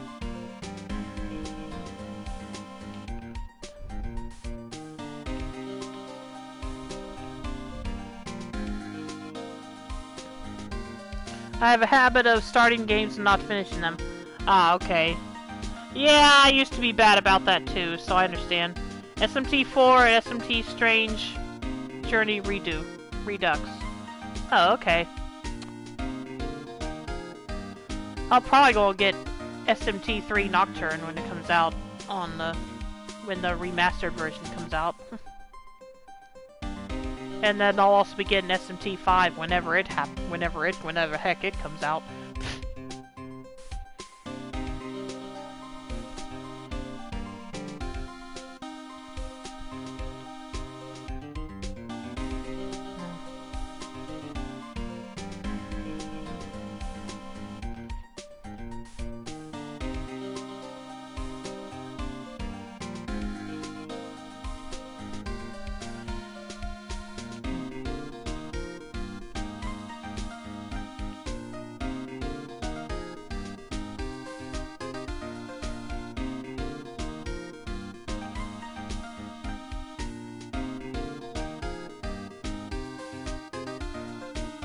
Well, did you find out anything? The only evidence Doc left behind was during his final attack. His final attack? You mean when he killed Prosecutor Marshall, who was trying to protect some girl? Me. Seems Detective Gumshoe never realized Emma was the girl. That's when he left the most incriminating evidence of all. Well, what was it? Oh, let's see. I think it has something to do with the murder weapon. Oh, I forget. Look, it's all written somewhere in here, okay? His powers of recollection never fail to impress. Maybe we should show him the murder weapon. It might jog his memory. Maybe, in a bit. Joe Dark was 42 at the time of the crime. He was just your run-of-the-mill businessman. A businessman? What made him take to serial killing? One day, he was on his way home from work. He hit someone with his car. With his car? So it was an accident? An accident, yes, but transformed him into an animal. An animal? It killed the man that witnessed the accident. Then it killed a lady who... a kid walked by just then, so he killed it. A jogger came up upon the scene as well, was killed, and finally he turned himself in. And I did not catch any of that. I did not catch any of what he just said there. Because I didn't have any control about... when the dialogue moved on. Let me see. You killed a man that witnessed the accident, then he killed him. Oh, I see. Wow. Okay, yeah, this dude's was pretty messed up. Finally, he turned himself in. Seems he was a pretty careless animal. Seems he was a pretty careless animal. Of course, this is all conjecture. There wasn't a single shred of evidence, so he turned himself in. Yes, but in the middle of his questioning, he fled and murdered his final victim, Prosecutor Marshall. That crime was witnessed by someone too, but luckily Doc was arrested on the spot. It's a good thing that last witness wasn't killed. Not last witness, aka Emma. Okay, I think I'm supposed to present the knife from the SL9 incident to him. About this. Hey, is that? It has a tag attached to it with the label SL9 incident on it. I believe this would be the broken murder weapon you were speaking of. What are you doing with that? Ever since that case was closed, that knife's been locked away in a locker. On the day Detective Goodman was murdered, this suddenly disappeared from the locker. And it was found in Mr. Edgeworth's car muffler. That's it! Now I remember what that incriminating piece of evidence was. When you showed me that knife, it all came back to me. Well, what is it, Detective? Quick, before you forget again!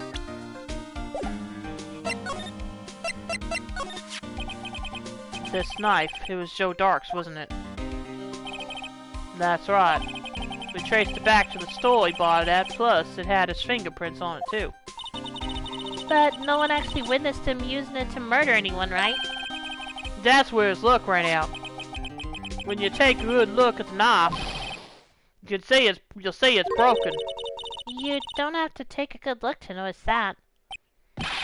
Yeah, well, anyway, take a guess where the broken off tip of the knife was found. That's what did him in. Where was it? The victim, Neil Marshall, was carrying it inside his own body.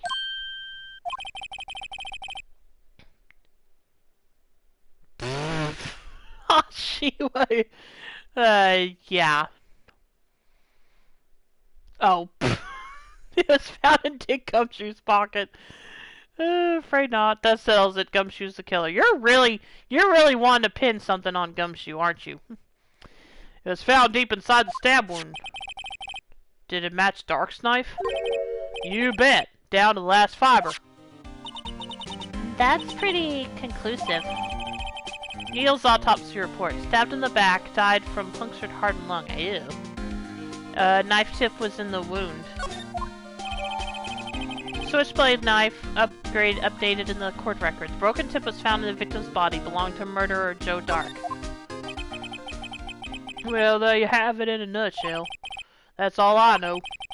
Can I ask you one more thing? What is it? If it's money you need, you should ask Chief Gant. Okay, we're still doing that. Song and dance, huh? It's not money, but it does concern the chief. His office is a crime scene, right? Quickly, get an updated autopsy report on the knife! It's where Prosecutor Neil Marshall was murdered. The chief's out now and his office is locked. Well, we'd like to have a look around if that's okay. Well, any detective's ID card can unlock the door. What? Really? But if I let a civilian in there, I'd be charged with breach of trust, and maybe try to borrow $50. Breach of trust? Simply put, I'd be canned. Oh. Sorry, pal. I don't plan on getting fired because of you. How about this ID card? It was Detective Goodman's. That won't work either. The data was deleted the day he died. Well, that sucks. Oh. So, in other words, Gumshoe is our only chance of getting into that office. I wonder if there's something we could show him that would make him change his mind. Think there is?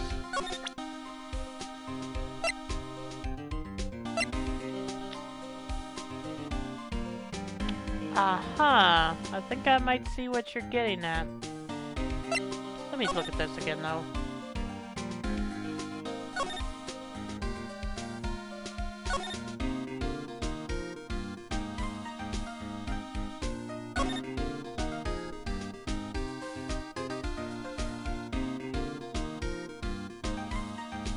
Okay, yeah, nothing in there. But maybe...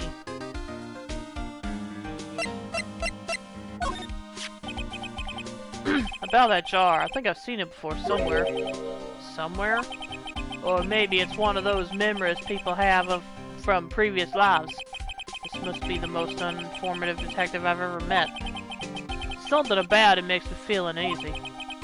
It's like I'm in the chief's office and he's yelling at me. Chief Gaunt?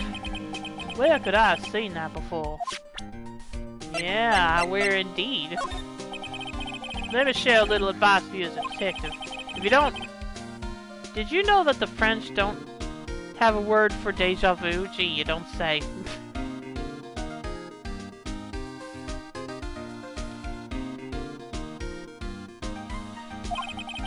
I'll keep that in mind. Sheesh. Wait, really? I thought maybe it was gonna be that. 'Cause of this. I guess not, though. Wait a minute.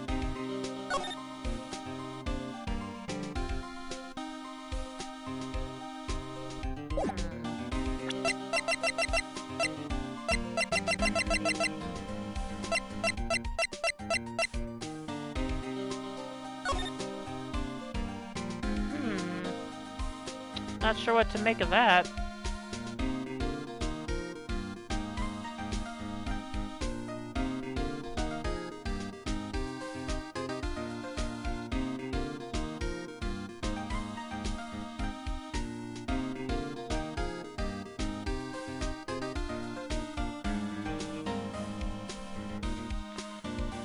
Well, that sells it. Gumshoe dropped it, he's the killer.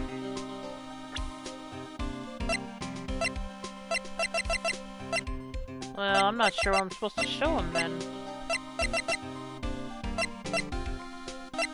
Well, I guess let's try this. Okay, nope. That wasn't what I meant to do.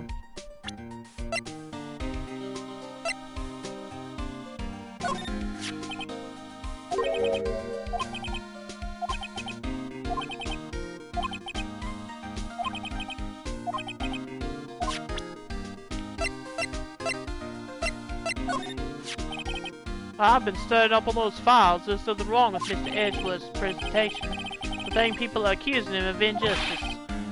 I, for one, ain't buying it, pal. You're looking at a case for Mr. Edgeworth? Yeah, it was a pretty big deal while it was going on, you know. After all, the serial killer was on the loose. But Lana was pretty clear in her confession. She forged evidence in order to prove Joe Dark guilty.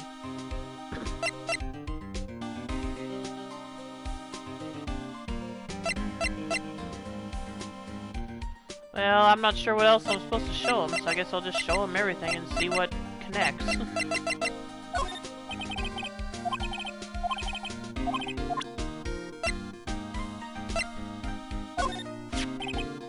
This ID belongs to the victim, Detective Bruce Goodman. You can do just about anything these days with a card and a secret number. Scary. It's only scary because you keep dropping your card, Detective Gumshoe. I forget my secret number a lot too. I'm scared of myself. But I'm me after all, and what could be wrong with that? I think I'll stay out of this conversation. Hey, that's it! That's the King of Prosecutors Award that Mr. Edgeworth got the other day. Were you at the awards ceremony, Detective Gumshoe? Of course, pal. I got an award for diligence myself. Congratulations. I was wondering, why is the award a shield? And why is it broken? Oh, there's a reason. I'll tell you what it is later. Apparently he's forgotten. Found a Mr. Edgeworth's car, stabbed Mr. Edgeworth's knife, huh? What would drive Chief Prosecutor Sky to do such a thing? Well, wait, I mean, sure, of course, someone else really did it. Someone who must have a grudge against Mr. Edgeworth.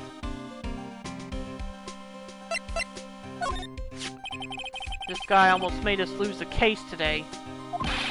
What are you talking about? He was guarding the bloodstain on that evidence locker with his life. So, basically everyone what? That's more than you can say about most officers nowadays. It would have saved us a lot of trouble if he hadn't guarded so well. I have to admit, he's right though. Oh, wants to frame Edgeworth. Yeah, that's true. Right now, it does seem like everyone wants to. Thanks to Blue Badger, we were able to prove another possibility today. The possibility that another murder took place prior to 5:15 p.m.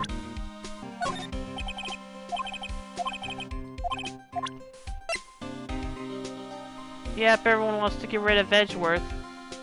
That sells it, Gumshoe's the killer.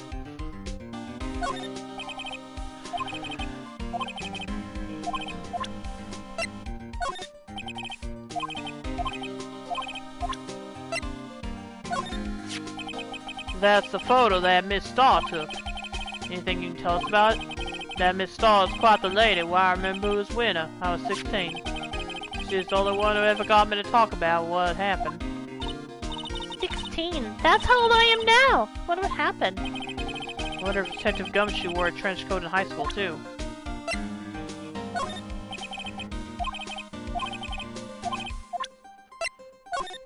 Oh yeah, I already did this. Yeah, I already showed him this. Never mind.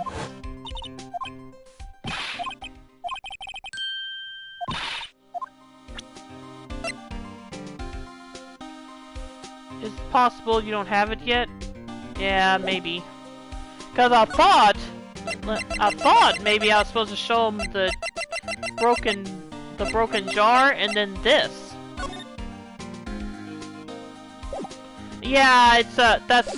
I already read that one. I've already talked to him about it.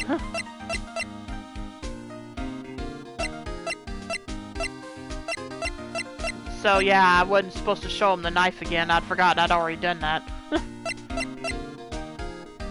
Because yeah, I brought up the murder weapon. It brought up the murder weapon conversation, which I've already read.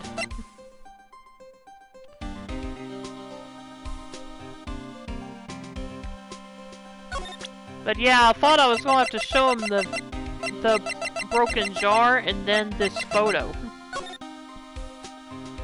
But when I showed him the photo, he just gave his normal reaction. So, apparently it didn't mean anything to him yet. I'm curious about the trophy Neil got. Because I don't know if you noticed anything different about it from the one Miles got.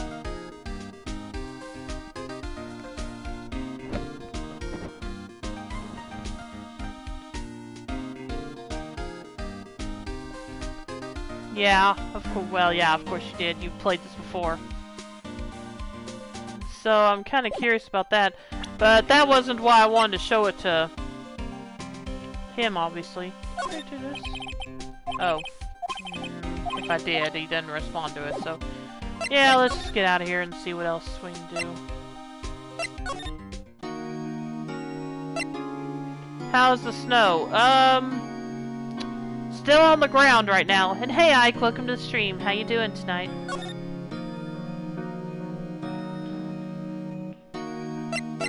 And I think we are about to get a little more in a couple of hours, so...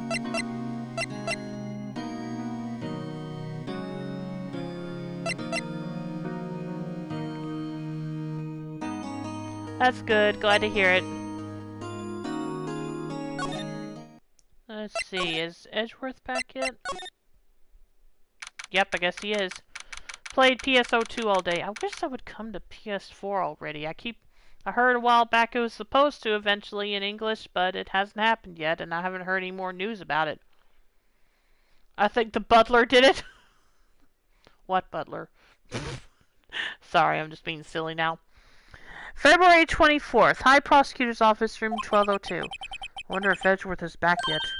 There he is! Looks like he's writing something. It won't. More with Genesis. Well, yeah, but is Genesis going to come out in English on the PS4? Because, I don't know, they're still talking like it won't come out in English. I just don't know.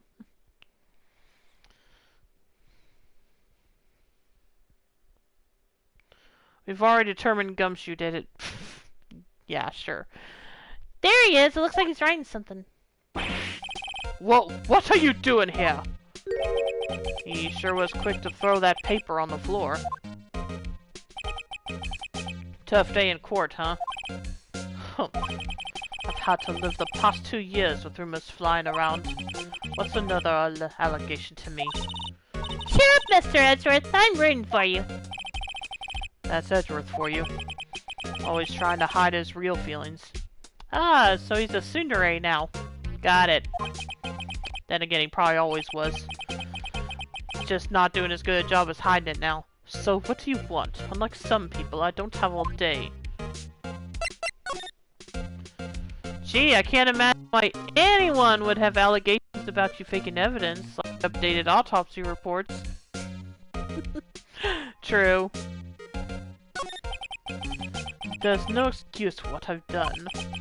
2 years ago, I used false evidence to obtain a guilty verdict. That's what it all breaks down to, and nothing I do can erase that fact.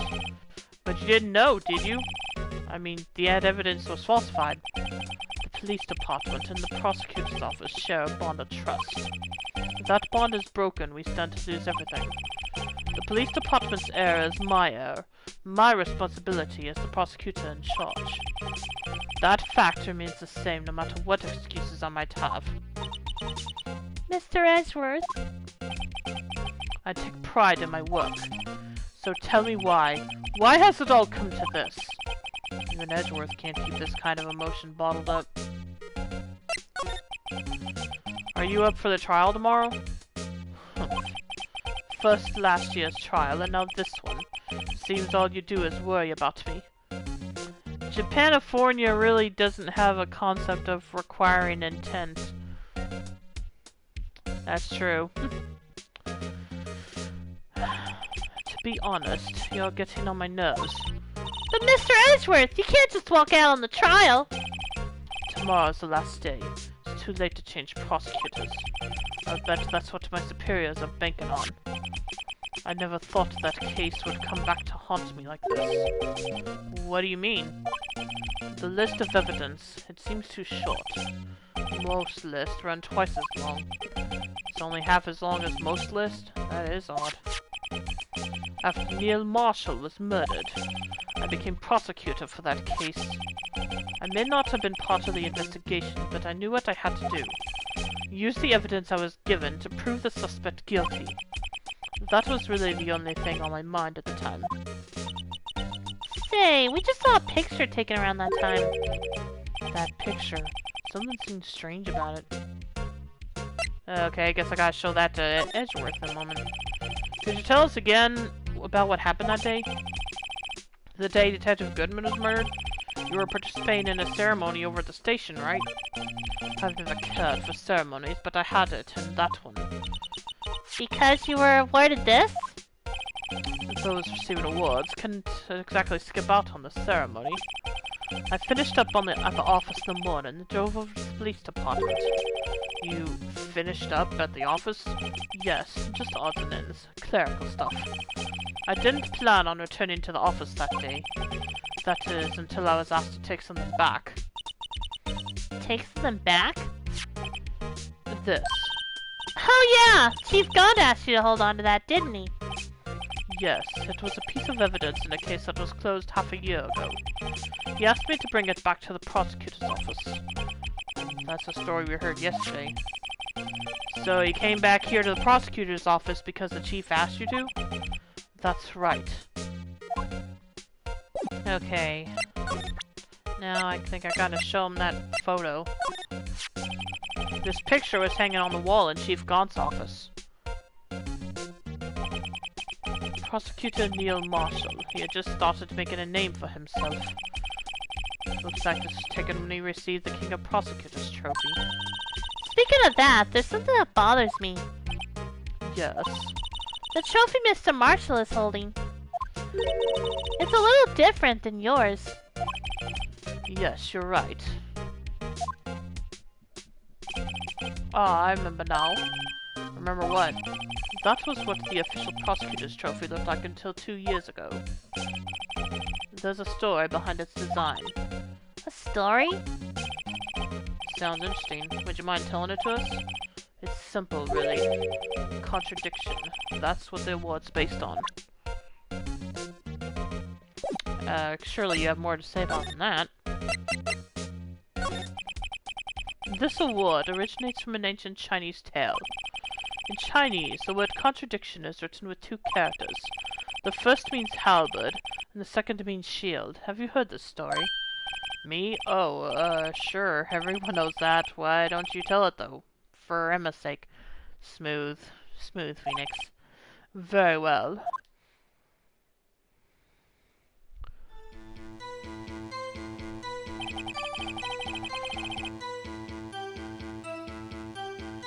Long ago in the kingdom of Chu, there was an arms merchant. One day, he presented the king with 2 items. The first was a halberd he claimed could slice through any shield or armor. The second was a shield he claimed could withstand any weapon. Wait a minute. Objection! What? Those claims contradict each other! Very perceptive, but then again, you've heard this story before, right? Anyway, as you mentioned, the very descriptions of these items discredit both of them. When the king pointed this out, the merchant was left speechless, and thus the Chinese word for contradiction was born. Oh, I see. So the chipped shield and the broken knife symbolize... Precisely so. They symbolize the merchant's items. The ancient tale ends with the merchant at a loss for words, but it's in our nature to pursue matters to their conclusion, even if it results in something as ugly as this. Wow, thanks, Mr. Edgeworth. I learned something new today. That's funny. If that's so, why were you only given a shield? You'll have to ask Chief Gaunt. 2 years ago, we had the halberd part of the award abolished. Chief Gaunt. King of Prosecutors trophy updated in the court record. 2 years ago, the halberd was moved at Gaunt's behest, given in its current form. Are we done here?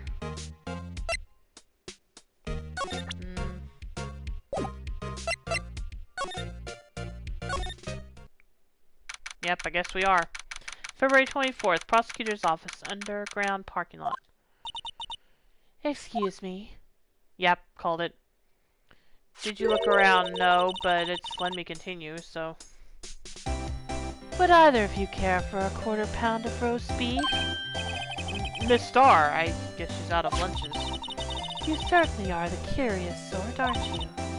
Kind of like the first person who sucked a cow's nipple to discover milk. I beg your pardon.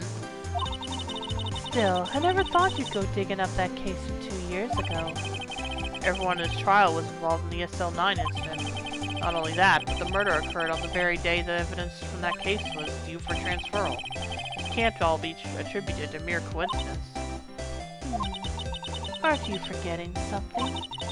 You know, that little scene I happened to witness? The instant Lana stabbed Detective Goodman with a knife. No matter how much of the past you dig up, it won't change what I saw. Roast beef is meant to be savored when eaten. Miss Starr's hatred toward Lana. It all dates back to 2 years ago. Joe Dark. That's a name I'll not soon forget. We trailed him for half a year. Oh, the pressure. Still, I don't think I was ever more alive than I was then. Those days were steamier than a bowl of hot gravy. Poor old Jake Marshall, though, must have been going through hell. You mean because of his brother's death? They were close, those two.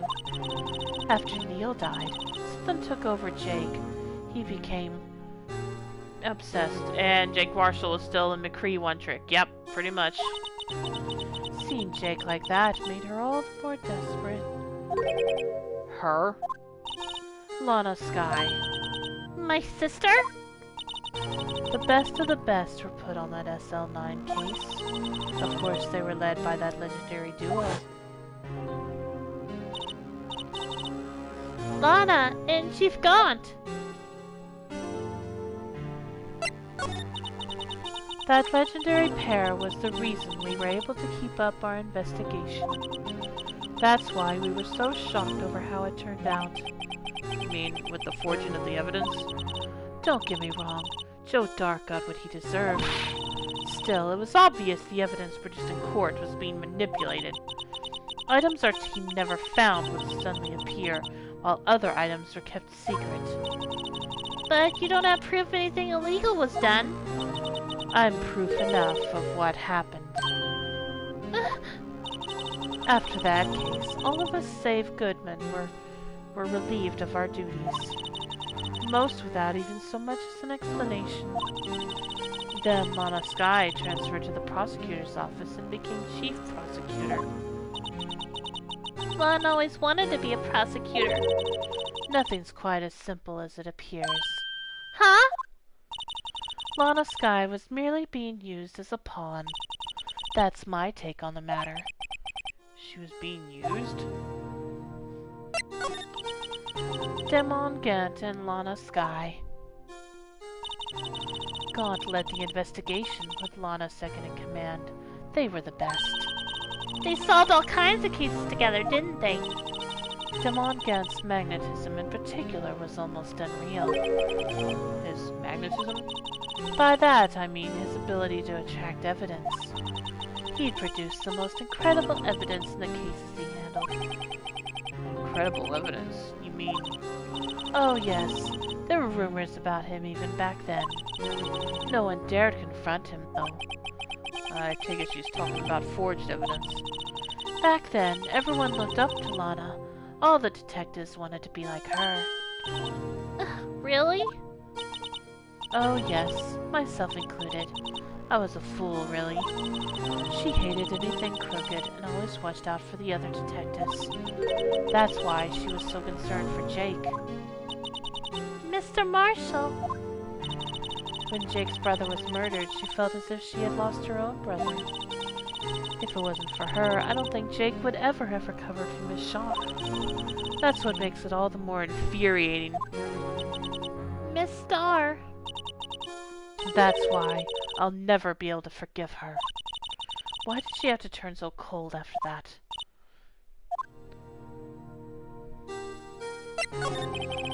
Lana transferred to the prosecutor's office 2 years ago, didn't she? Yes, thanks to Chief Gaunt's powerful influence. Chief? That's right. Having solved the SL9 case, his position as chief was secured. There was only one thing left for him to control. And then no one could stand in his way. The prosecutor's office. What? You mean that's why Lana was transferred? If he could control the chief prosecutor, he could control the prosecutor's office. That must have been his goal all along. But how can he control Lana? I don't know, but one thing's for sure. Ever since that case ended, she's never been the same. It's only logical to conclude. There must have been a reason for her change. At last, I'm finally getting close to the bottom of this ugly mess. Thank you, Miss Starr. You listen to me, rookie. It takes more than just ingredients to create fine cuisine. I hope you turn out to be a better chef than I've been.